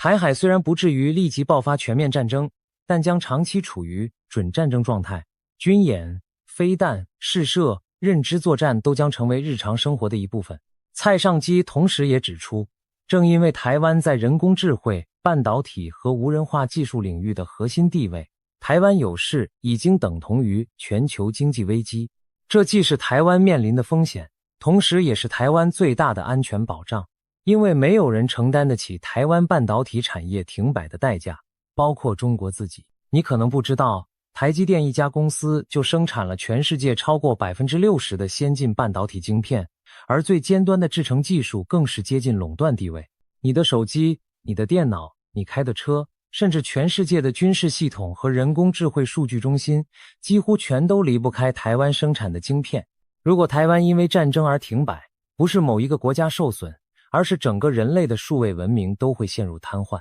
这就是为什么《外交事务》杂志在2026年2月的一篇重磅分析文章中，用了一个非常耸动的标题，叫做台湾的完美风暴。文章指出，过去1年，中国对台湾统一议题的态度明显变得更加激进和不可商量。但文章同时也强调，正是因为台湾的半导体产业对全球经济的极端重要性，任何破坏台湾稳定的军事行动都将招致全世界的一致反对。这就引出了一个非常有意思的悖论：中国越是需要先进晶片来发展自己的人工智慧和军事技术，它就越不能冒险摧毁台湾的半导体工厂。但中国越是觊觎台湾的半导体技术，想要据为己有，它对台湾动武的动机就越强。这个矛盾本身就构成了一种微妙的平衡，只要这个平衡不被打破，台湾就是相对安全的。而台湾之所以能够在如此巨大的压力之下依然保持安全，关键因素有3个。第一，台湾自身不断强化的防御准备，包括大幅增加国防预算、加速采购美国先进武器、发展不对称防御战略，以及通过额外的特别国防预算来支撑长期的军事现代化。第二，多国介入形成的集体威慑网络，日本、澳大利亚、菲律宾、美国以及更广泛的 AUKUS 和4方安全对话机制已经织成了一张越来越严密的安全大网。任何对台湾的军事攻击都不会只是中国对台湾的双边冲突，而是中国对半个世界的全面对抗。第三，中国自身的经济困境和内部问题。习近平不是疯子，他非常清楚，一场失败的台海战争不仅会终结他个人的政治生涯，还可能终结中国共产党70多年的统治。在经济增长持续放缓、房地产危机迟迟看不到尽头、人口加速老龄化的大背景下，发动一场注定遭到全球制裁和经济孤立的大规模战争，无异于政治自杀。所以最后回到我们开头提出的那个问题，那些来自世界各地的通灵师们，他们到底看到了什么？也许他们看到的不是某一天某一刻具体会发生的坦克上滩和炮火连天，他们看到的是一种更深层的历史趋势和命运能量的流动。龙婆看到了冲突的阴影，那是因为冲突的种子确确实实已经种下。那些驳船，那些军演，那些越来越激烈的外交对抗就是证据。帕克看到了崩塌和新生，那是因为旧秩序确实正在动摇松动，而一个新的世界秩序正在艰难但不可阻挡地破土而出。阿南德看到了400年一遇的转捩点，那是因为我们确确实实站在了一个人类历史的重大十字路口上。但所有这些通灵师不约而同地传达了一个共同的信息，那就是最终的结局并非命中注定，不可改变。纳迪叶的核心教导一直在强调，未来是可以通过个人的选择和集体的行动来改变的。帕克反复说过，他公开分享这些预言的目的不是散播恐惧和焦虑，而是鼓励全世界的人们发送正面的思念和祈祷，用集体的善意和觉醒来减轻灾难的冲击。维尼塔也温暖地说过，未来是光明的，大家不需要担心，因为在一个世界崩塌的废墟之上，一个更美好的世界正在悄然崛起。台湾人自己又是怎么看这一切的呢？也许最好的态度就是那句流传已久的老话，准备最坏的，期待最好的。不要被那些末日预言吓得六神无主，但也千万不要掉以轻心，就此松懈。这座小岛在过去几十年里经历了太多次被人预言即将灭亡的时刻，结果每一次都挺了过来，而且每一次都活得比那些悲观预言家们想象的更好更强。也许这就是台湾最强大的真正能力，不是军事力量，不是经济奇迹，而是那种在风暴的正中心依然能够保持清醒头脑和坚韧意志的精神力量。最后，让我引用帕克的一句话来结束今天的内容。他说，如果你渴望去天堂，天堂就在你心里。人生就像是一场旅程，最终归于神。要是我们都用这样的心态去看问题，一切都会豁然开朗。战争、灾难，对于觉醒的我们来讲，都只是旅途中的风景而已。